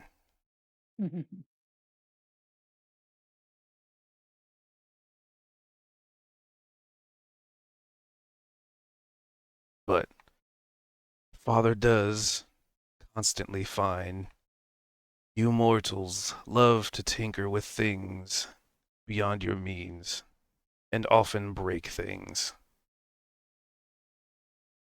And then he just kind of shrugs.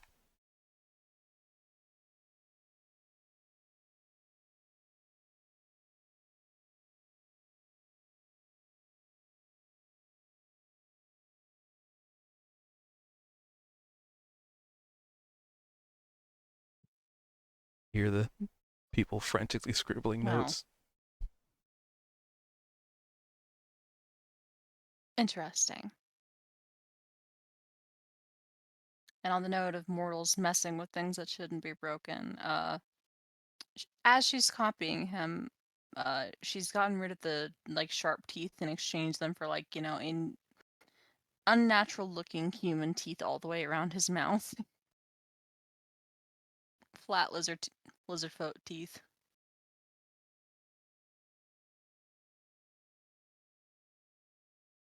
Just as a joke. He seems Um, unperturbed.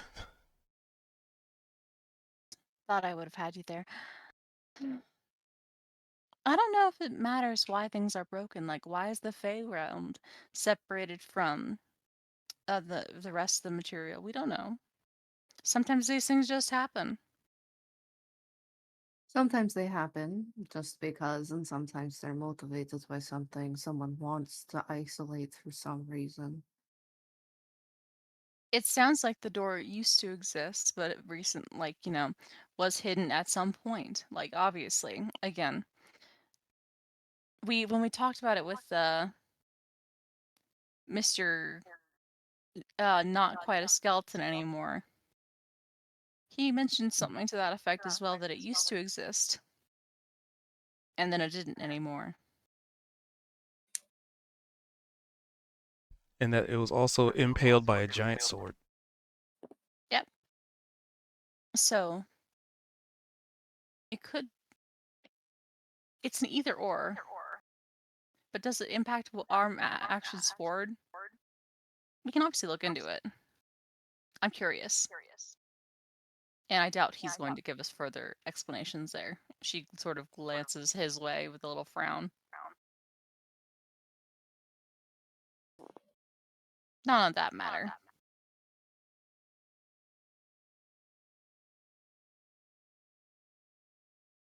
He seems like just kind of shrugging.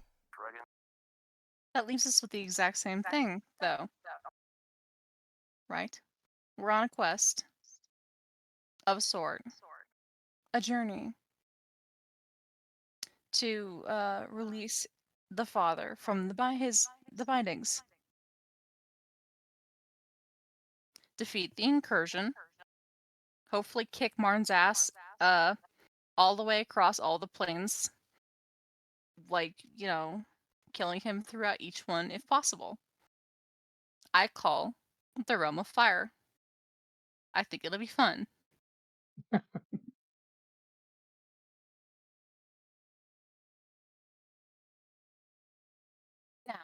he might be like, oh, there are some things that are beyond mortal hands. Well, yes, that might well be true.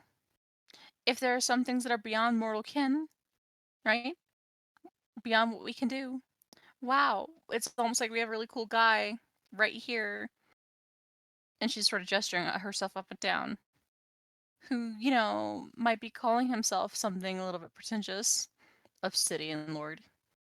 But he is not mortal. He could probably act where we can't. Where our minds strain and shatter. Wow, isn't that helpful? Work in progress, my dear. Great to know. Oh, see, I think it's kind of funny that Neovar's just mocked this dude the whole time. Yep, I know. definitely not consequences to that. Anyway, She was nice at the start. mm-hmm. She was. Temporalis. Not Tiffany. That's who it is. Okay, there we go. I was like, who's Tiffany? Sorry that took me about 37 minutes to remember. You should call him Tiffany next time we chat. I think that'd also be lots of fun. She'll shift down into her normal being, though, the one she usually presents as. Neovar, I don't think it's so unlikely that we can actually be of help, because obviously we can, because he set this task for us already. Mortal or not, I think we Yeah. can be of help. I'm more referring to something that he said to me earlier. What was that? That some What was things that? are beyond mortal understanding, mortal comprehension. When I said that when we were going to go kick Marn's ass from here to Sunday. Uh-huh. Which Tell means me, there's some part of the issue. have you ever taken on an eldritch horror face to face in their realm? Stare down the Agarothian thing before. In their realm, though. And to think, that's not one of the clever ones. Yeah, No, I would assume not. It appears very brutish and kind of like a blunt object when other things could be a sharp knife. The knives are what you need to be concerned with. Those are the ones that love to play With their food. deed. So I've heard. Right, especially if we go to their realm, where I imagine they're quite more powerful Oh, than yeah. when they come into ours. So, The warning that I got specifically was regarding the things that exist within the astral realm. Aberrants. Writ large. There's gonna be like them. They're gonna be crawling all over the place. Well, more so recently than previously. Oh? Like, I know that they And tend to you'll look crawl around in the far astral. you'll look directly at Opal, Hmm? but he doesn't Oh, say but do you anything. not remember? When you relayed your story about seeing the creature at the gate, you did talk about the creator when you relayed that to us.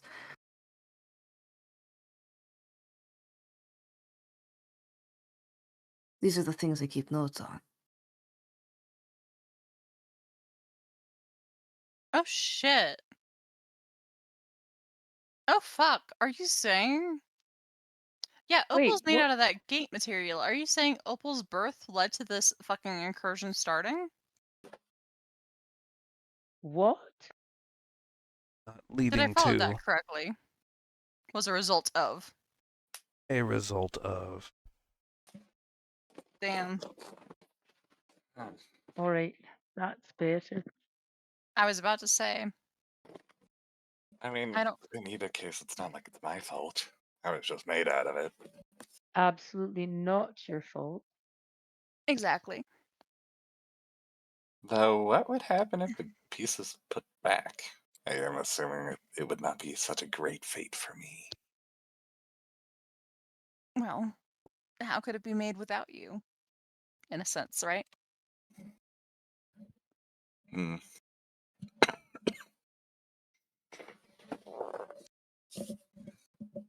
Oh, So God. there's Trying not that to die. question answered. You were asking me about the rock, how a rock came to be born. So there's that answer.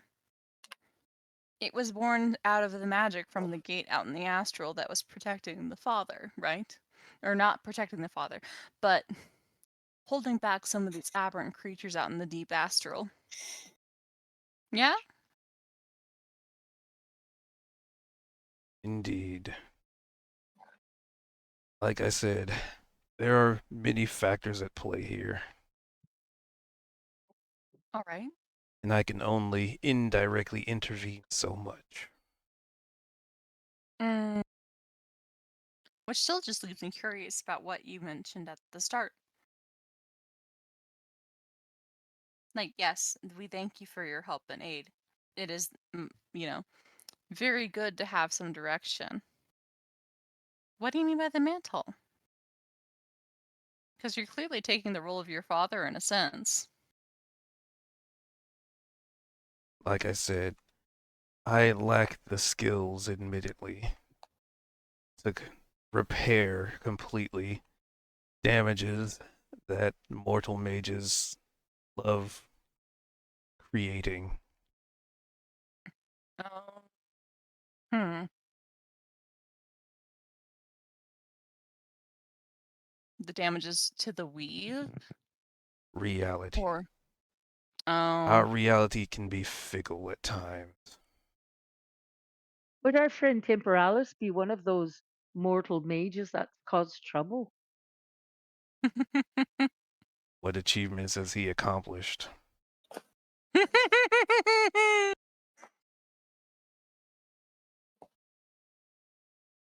Very good. Very good. Oh, he'd be pissed to hear that. Well, I mean, speaking on his behalf, he did stop time. For not sure how long. In a To little That's push cool. pocket back dimension. Barnes' forces pretty much directly. Then he would be in the category of a mage that has the potential of being a problem. Yeah, he created a pocket dimension. Uh-oh. He's technically Wait, not from a this problem. this plane. A problem for you? For reality. Tinkering with a fickle reality. If you describe what he's capable of doing, then he is on the level that has the capability of doing so. Useful information. Well, that doesn't mean he has done any such thing, though, just that he's capable of it. Well, I suppose that means there needs to be investigation, whether he has or has not. Also, he's pretty short fella with a like bushy beard. Pretty sure he's a dwarf. Um, and Give me a deception check. drinks a lot.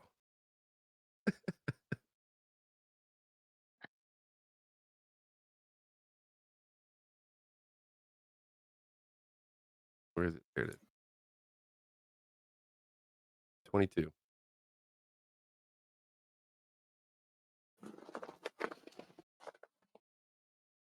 Private.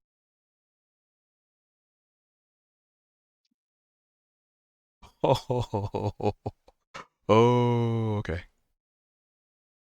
All right. All right. So yeah, you describe temporalis as you do. Yeah, Zed's just kind of nodding. What counts as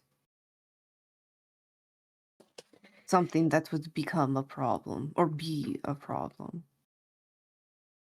If he is strong enough to hold off a reaper of nothing, then he is strong enough to break reality in some small aspect. What breaks reality? Too much power.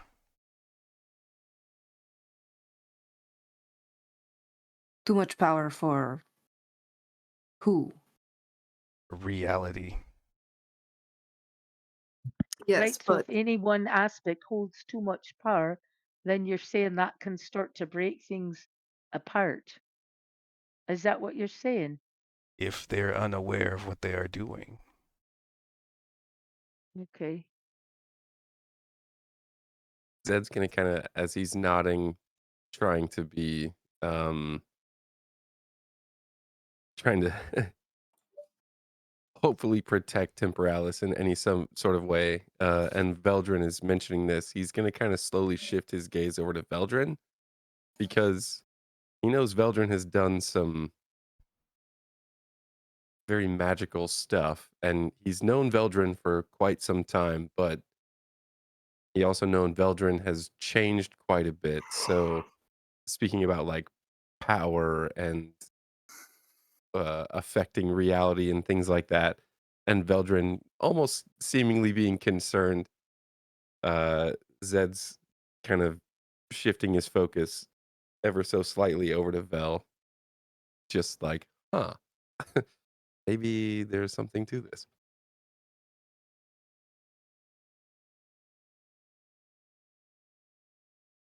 Well, until he was imprisoned, Father was perfectly fine with repairing the damage, but he is not here now. and why can't you repair the damage? You said you don't have enough power, but I lack the skill, not power. well, if it's a skill, can't you learn it? He has not taught me.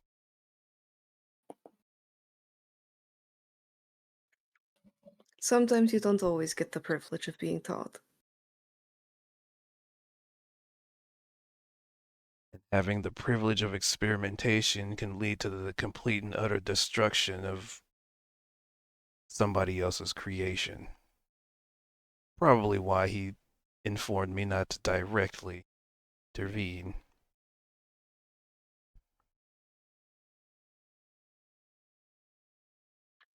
But you say power is a problem when they don't know how to use it.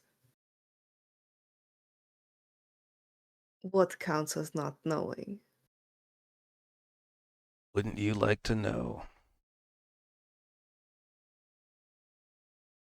Well, if I'm supposed to not do it, shouldn't I know how to not do it?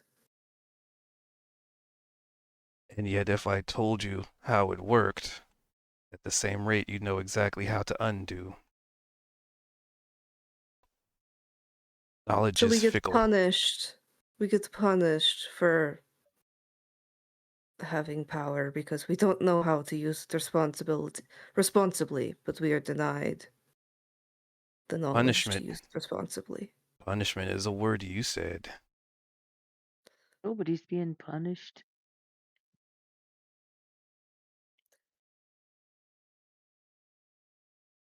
What happens to those who break the weave now that it cannot be repaired?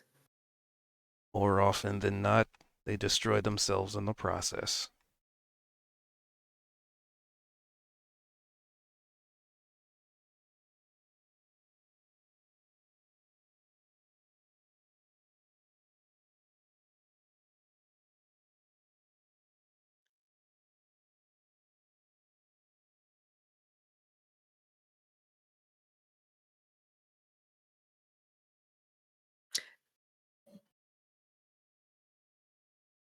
Is Lolth one of those such people? You mean the Spider Queen, whose arrogance led her people to massacre? She No. herself was said to alter reality.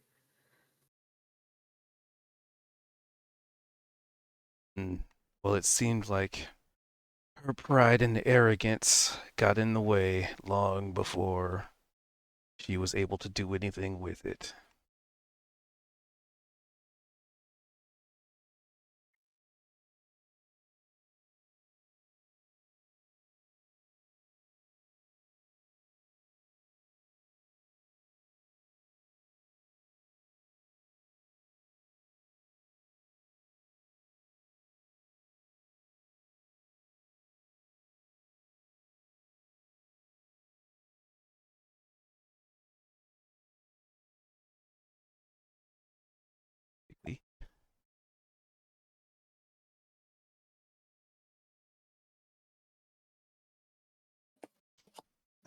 I just can't do the old voice right now. Wish I could.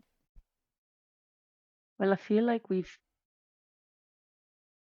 gotten answers to our questions, and I, for one, feel fairly clear about what we need to do.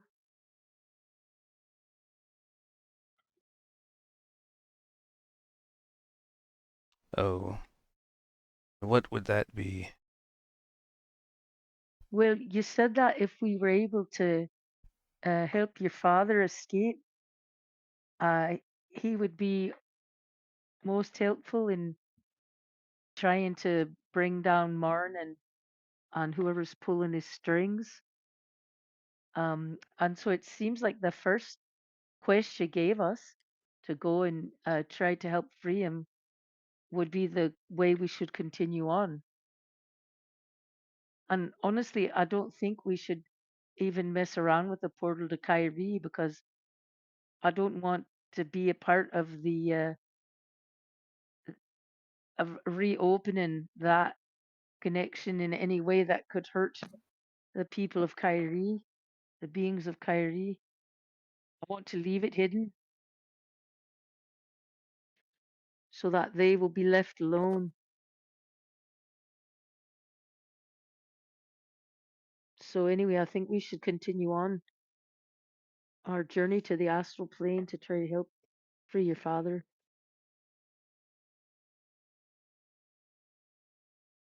Probably prudent. For all we know, Kyrie is long gone. And if we open it, that just will start a chain of events of other people entering, and it'll be known that the door's been found, and then more will come, and I don't want to be any part of that.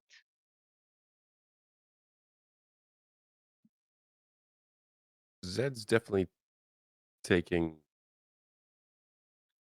He's kind of shifting his posture slightly as the mention of Kyrie being gone.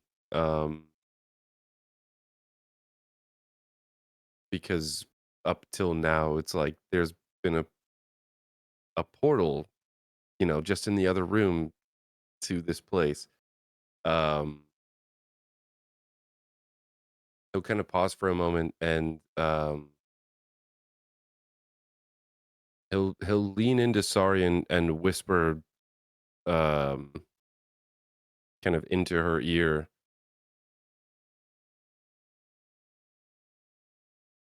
Now might be the time to ask any sort of questions about your past. I feel like that's such a small thing given what we're looking at here. I feel like He's that. you'll kind of feel like a weight on your opposite shoulder. He's kind of got his hand around your shoulder. As he's kind of leaning in, whispering in, like, whispering in your left ear, you feel this like pressure kind of on your right shoulder. I feel like I might be forgetting that there are things that are after us all. Not going to say its name, but your master was killed by someone that might be after you. Could find some answers.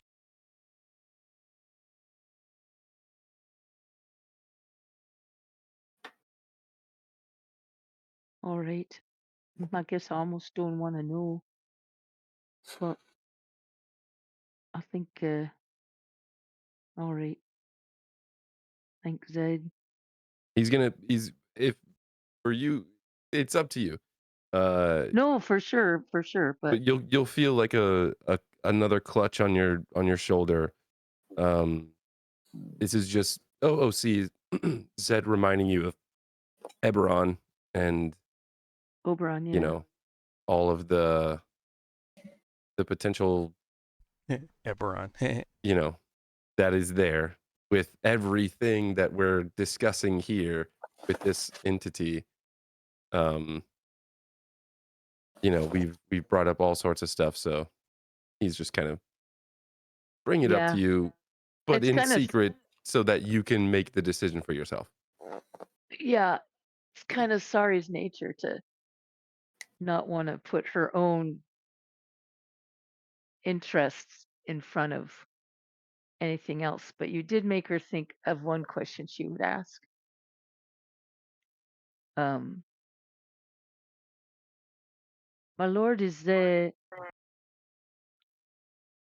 entity known as Oberon from the Feywild in any way connected to any of this?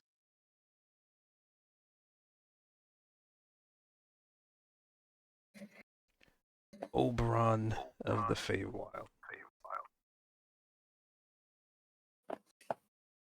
Damn it. Going. Well, to my understanding, from what I've heard, the Feywild is up in arms about something. Wheels are moving.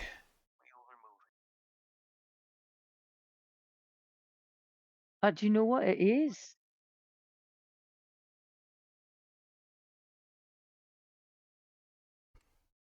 Speculation.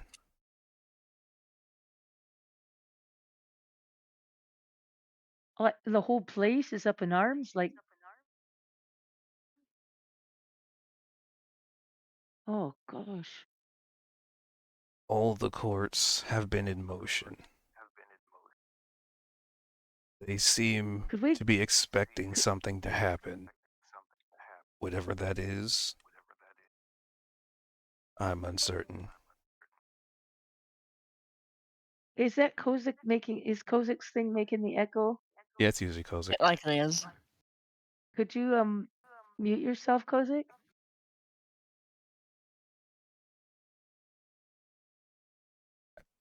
Thank you so much. Okay, I'm sorry. You're saying that both courts are in motion and they're getting ready for something? What? I'm sorry. What did you say? Potentially expecting something to happen, it seems. They're vying From for within the power, realm or outside? potentially outside.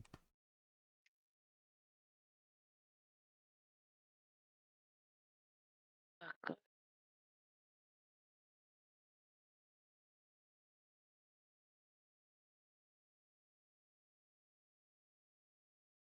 Do you know anything more about the people of the courts and their? I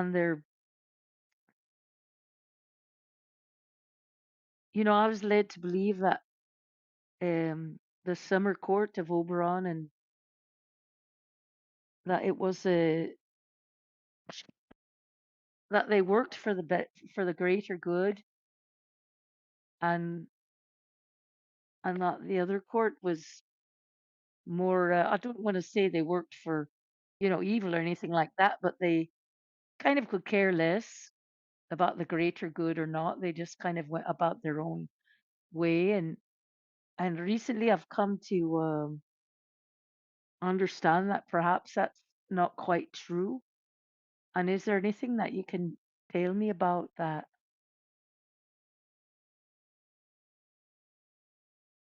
Fey creatures, the denizens of the wilds. They can be as fickle as the changing of the breeze.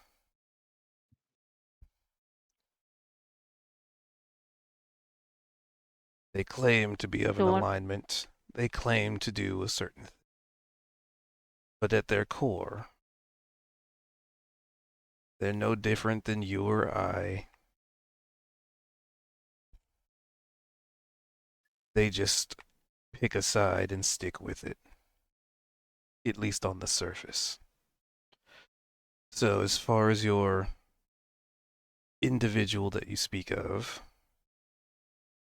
I'm sure they had motivations, intent, and you were clearly a problem that they sought to destroy. They clearly didn't do too well. As you well, they got escaped, my whole family. They destroyed my whole family and my mentor and mm.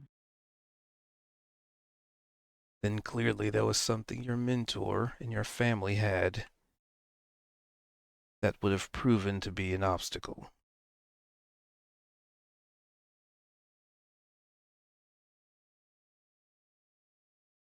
So you're kind of saying both things could be true. Like if they're so, I know that we're fickle, but like at the surface they try to align a certain way, but individuals can have just as much. Um, yeah, right. Well, I guess I'll not. I don't know if I'll ever know what it is that made Oberon want to destroy my family, but Get this, you get this sort of Zed's hand still on your shoulder, and he's probably a foot taller than you, so he kind of just standing next to you, and uh, throughout this conversation, you've kind of felt just that grip, pressure, oh yeah, um, totally felt supported. on your shoulder, and then toward the end of it, He just kind of like just pulls you, kind of shakes you into him a couple times and pulls you in. I sometimes it's, you know, sometimes it's best not to know certain things, but just know that we're all here for you.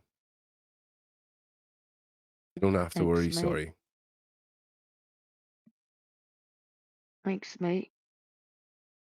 It's so hard to live with not understanding what's happening. And I don't want to be the kind of person that just is mired in, like retribution or the desire for. I don't want to be that person, but I so want to understand because, and right now, if the whole Feywild is up in arms and the courts are massing and things are happening, oh gosh, I sure would like a peek at that. I Find I out what's picture that going on, but I think that would take us away from our purpose. So someday I'll find out, I guess. I picture that as she's saying this, she's kind of like looking up to Zed, you know, making some eye contact and noticing that Zed's looking at her, um, and she knows this. And so it's probably something that's maybe connecting. Uh, he's an orphan that doesn't know where he comes from or who he is or what his real name is. And so, Right? so like everything that you're saying is hitting. Um, Yeah. you know, sometimes you just don't know the answers. Right. And so he's kind of got a glint in his eye, but he has a smile, and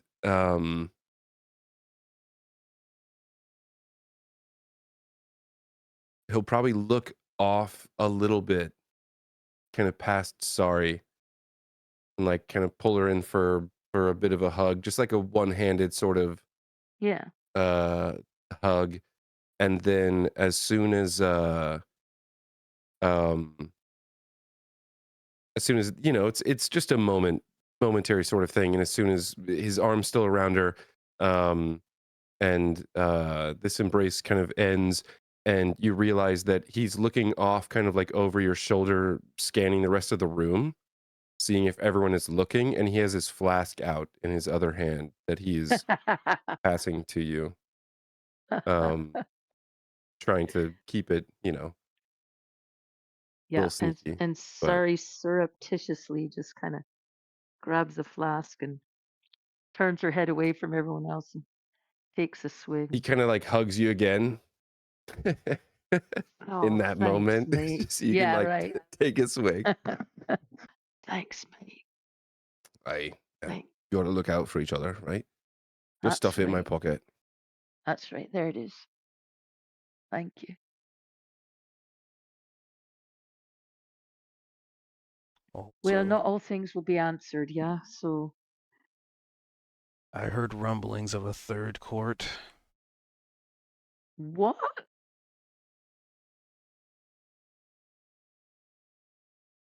That's a big bomb to drop. Isn't You've the heard third court rumblings what of a third Miriam? court in the Feywild.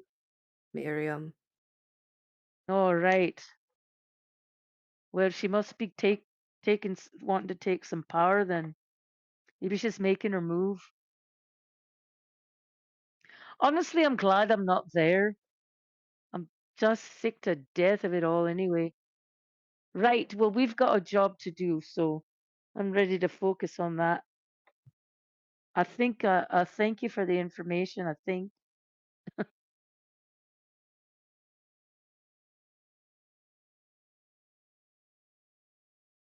He just kind of nods.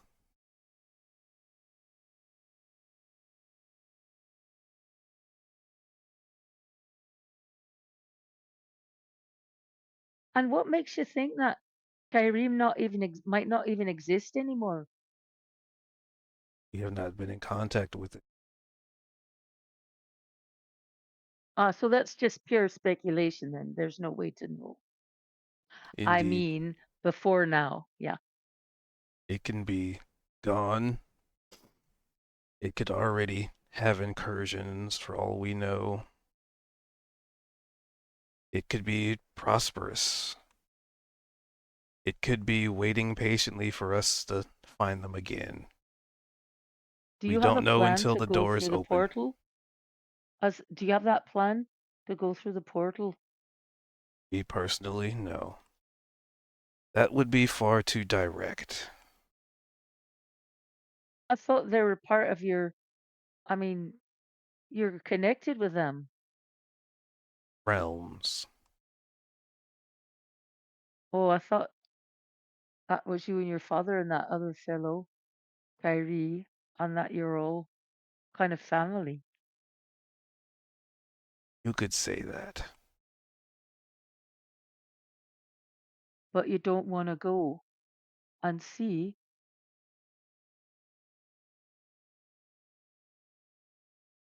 That would take away from my duties here.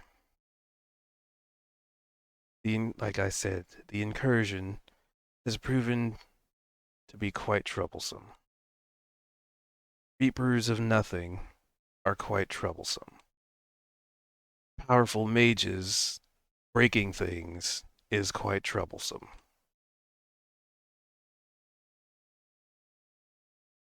Right. There's very little time for pleasantries and catching up with old friends. Right, but what if they're also experiencing incursions? I mean, that kind of But information would be really helpful to you, wouldn't it? what To if see we how also far and the meet? extent of the damage and whatnot. What if we also? I I don't know this to be certain, but part of me feels like little one needs to get back to Kyrie for some reason.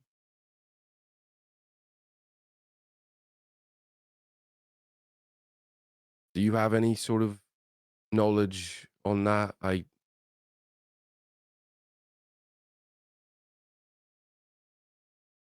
And he's looking at this lizard folk and he's reminiscing on a lot of the instances where little one has been very important,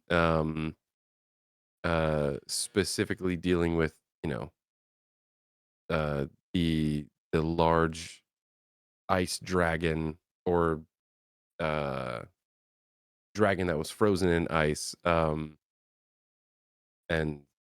just all these instances where he's been kind of like a lightning rod for a certain sort of magic.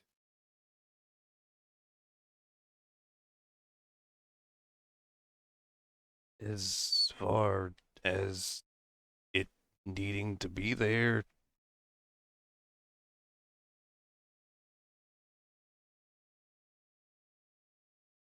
probably to return home. Is that what it wants?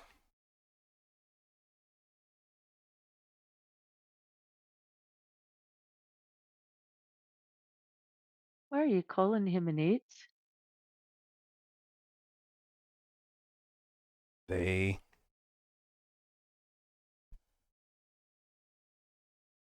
Why don't you ask him, Zed, what he wants?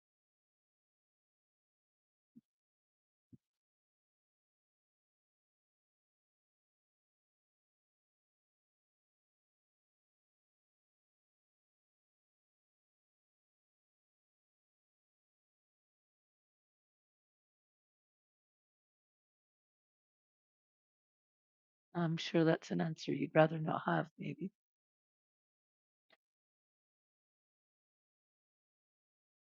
Perhaps not. Sorry, what was the last bit? Maybe that's an answer you'd rather not have.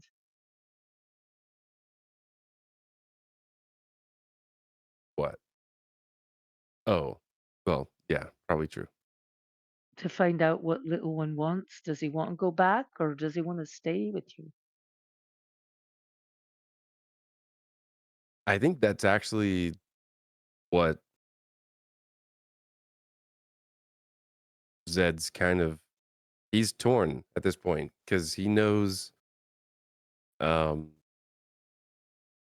or he has a feeling that we have the ability to get to Kyrie, and I think Zed's got this weird sort of feeling of he he can't go like just find his family, um, or find out where he came from, but maybe little one can, and maybe in going to Kyrie, he thinks little one is important to Kyrie. He doesn't know Uh-huh. anything about it, but he like That's his there's sense of it. something to little one, um, s- you know, something special, and so I guess his thought process is he'd kind of like to at least have the option. It's up to little one for sure, but yeah.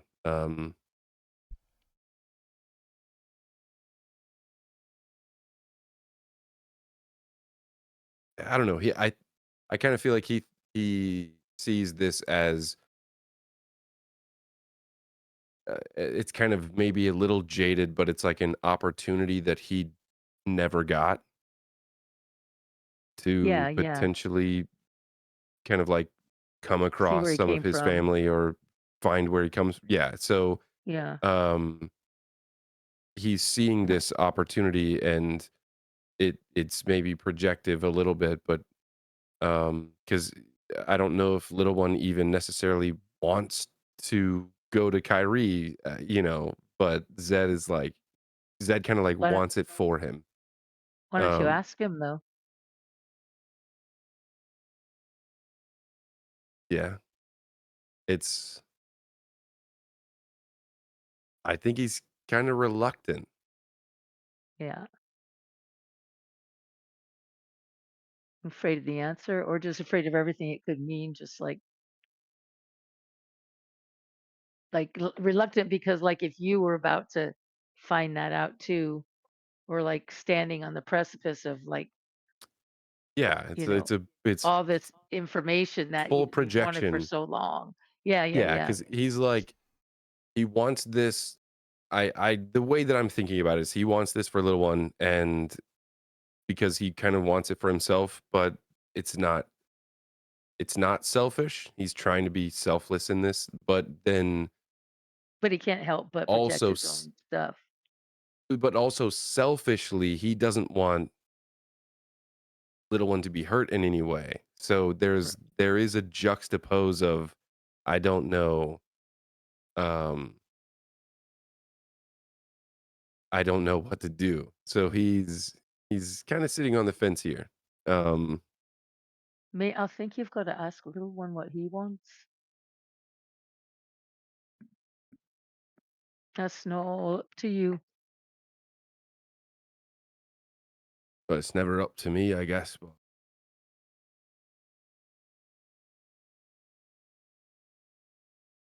And yeah, I mean, he'll look to little one. And what?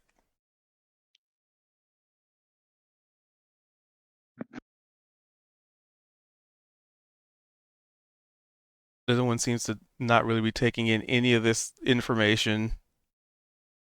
Just sort of zoned out, staring off into space, scratching his arm and just kind of fluttering about. Very akin to like a kid in the room while all the adults are talking. And just like, I don't Right. know what they're talking about, so do do do do He's not. do. Well, sorry. We did ask little one about it a while ago. There is that. And now it's only been even longer. About trying to find his home. Yes.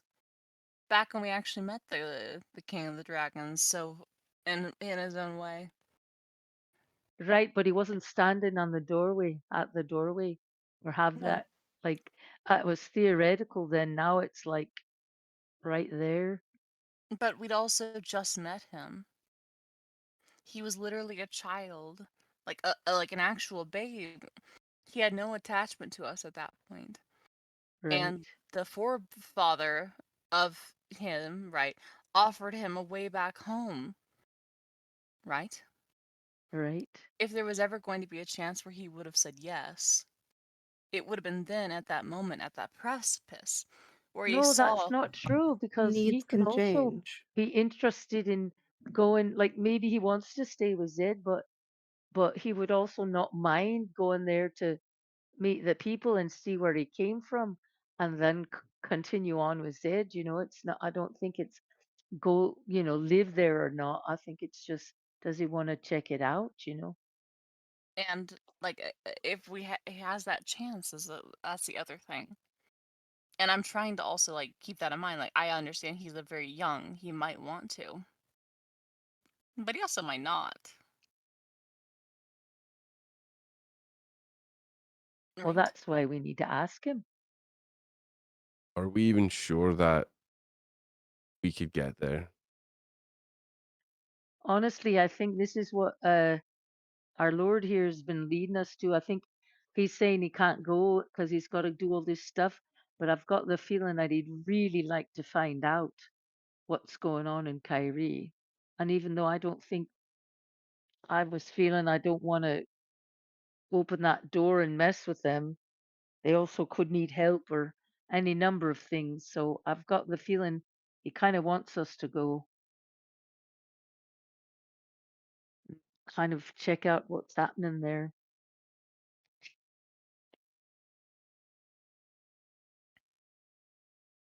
Not that he's going to say it. Yeah.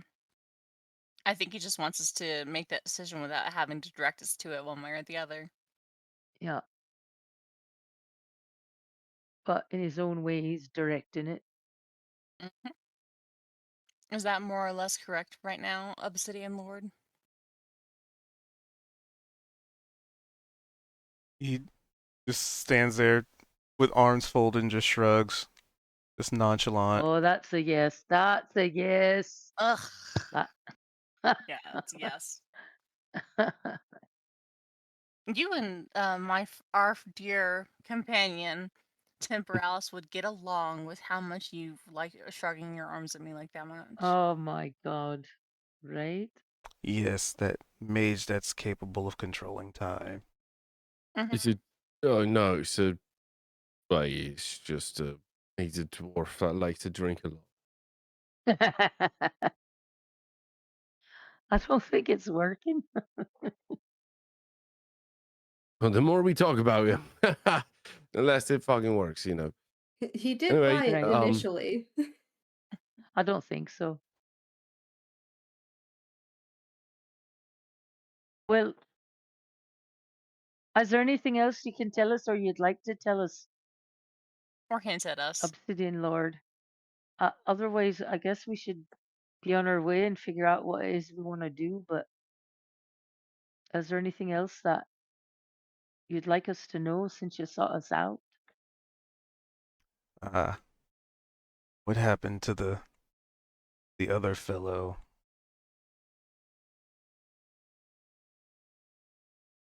Mr. Rafiki, the tiefling. Did he Are meet you an talking about unfortunate demise? Is that why you No, have the key and he's not here? he left it with us? I had to go back to his realm. One night he was there, the next he was gone. he was dealing And with his own battles. part of a.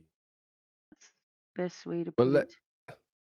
you could imagine knowing about this key.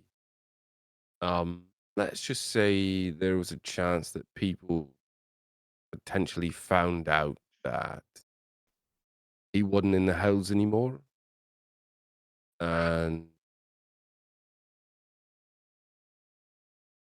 believe that he got reacquainted with some friends of his that were looking after him.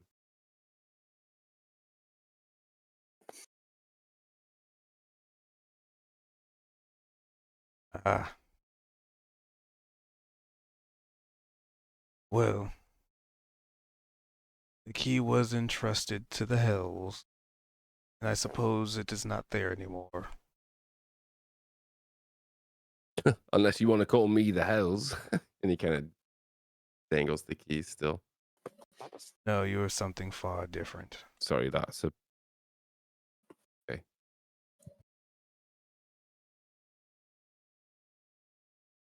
Well, Well, is there anything else you can tell us?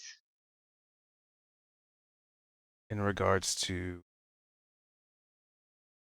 Well, obviously, you're trying to guide us in a number of different ways, and you've given us quite a bit of information for us to figure out. Is there anything else you'd like us to know indirectly before we go back into our own world? Only in so much as if there's something you wish to know. Right? Does anyone have any more questions? All right, I have one. What would happen if I had to take out the piece of me, the piece of that gate? Would I cease to be? Would I die? Or would I just continue existing, but with a chunk of myself missing?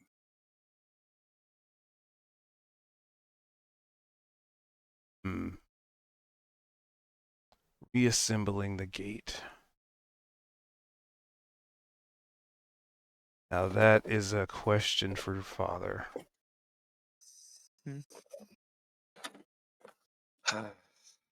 I'm assuming your dad doesn't have like a sending stone or something. He's He's clearly imprisoned. messaged you. Got him there. Eh. Worst cough of my life. I mean, that's the only question I had in mind. I guess maybe one last thing. The Columbo, and one more thing. And Zed starts kind of like, he's got his hands out kind of to his sides. He'll kind of bring them up and, you know, like Jack Sparrow-esque sort of fingers before he brings his palms together, rubs them back and forth. Have you ever played a certain game that we like to call rock, paper, scissors? Oh, Zedrin. I haven't had the luxury of time to partake of any side entertainment, as some might call it. Like I said, I have a lot on my palette currently. I feel like I've been training a lifetime for this.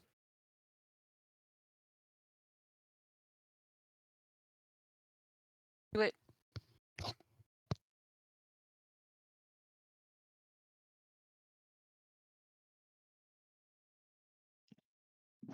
It's getting late. How could we Yeah, I gotta Yep. get up for work.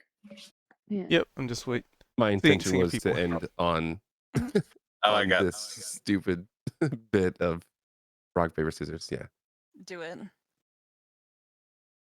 We could even table it right there. Just start. rock, Next paper, session. scissors, shoot.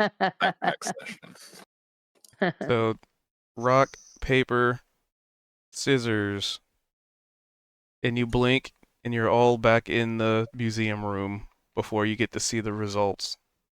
And Oh, he so lost. you see Zed speaks all of this, and he's got his right hand is in a fist for rock, and his left hand is just kind of like opened up into what paper would be, as if he's getting ready to do like the 1, 2, 3, and then yeah, we just, I guess, are back into the room.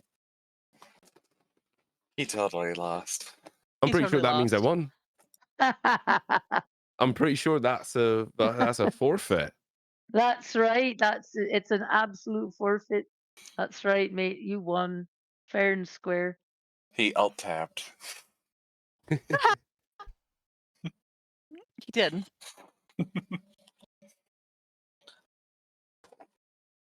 Well, that was a really fun session. Thanks, you guys. That was some fun Yeah, role that was playing. good. God, Yes. I'm almost back to full strength in terms of speaking. Almost. Oh, Paul. Yeah. Yeah. Oh, yow. Sorry, that was way too loud. I don't know why my mic is so sensitive. It's halfway across my headset. It's like wrapping around to the back of my head. Well, it's a good mic then. Mhm. Hey, Opal, Yeah. have a fantastic day on Saturday. Aw. All right. With that, I am going to wrap it up there. That was a huge lore drop. Lots of lore and interaction. Yeah. So tomorrow we will be back at it at 5:30 Pacific.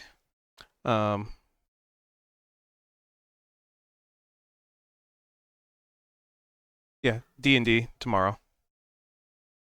And yeah, I hope y'all have a wonderful morning, evening, or whatever's in between for you. And for those of you on the Yubles Tubles, we do this every Tuesday at 7:30 Pacific, give or take. Wind up time. And yeah. Ooh, that open. Yeah.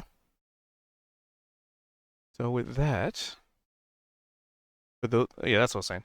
For those on the Yubles Tubles, we do this also over on Twitch, Twitch TV/Q222. So by all means, drop on by. I think we have a few sessions left for Wednesday, and then we'll probably go back to variety on Wednesdays. We'll see. I figured to give Wednesdays a little bit of a cool down before I decide if I'm gonna run a second game or not, because the scheduling boss is real. Yeah. So here's hoping I will actually be able to run game tomorrow because my face is probably gonna be hurting a lot. Yeah. So I suppose I shall bid you all a wonderful day or night or whatever it is for you, I guess. Anyway, until next time, y'all. Thanks for watching. Thanks for hanging out. Catch you later. Peace.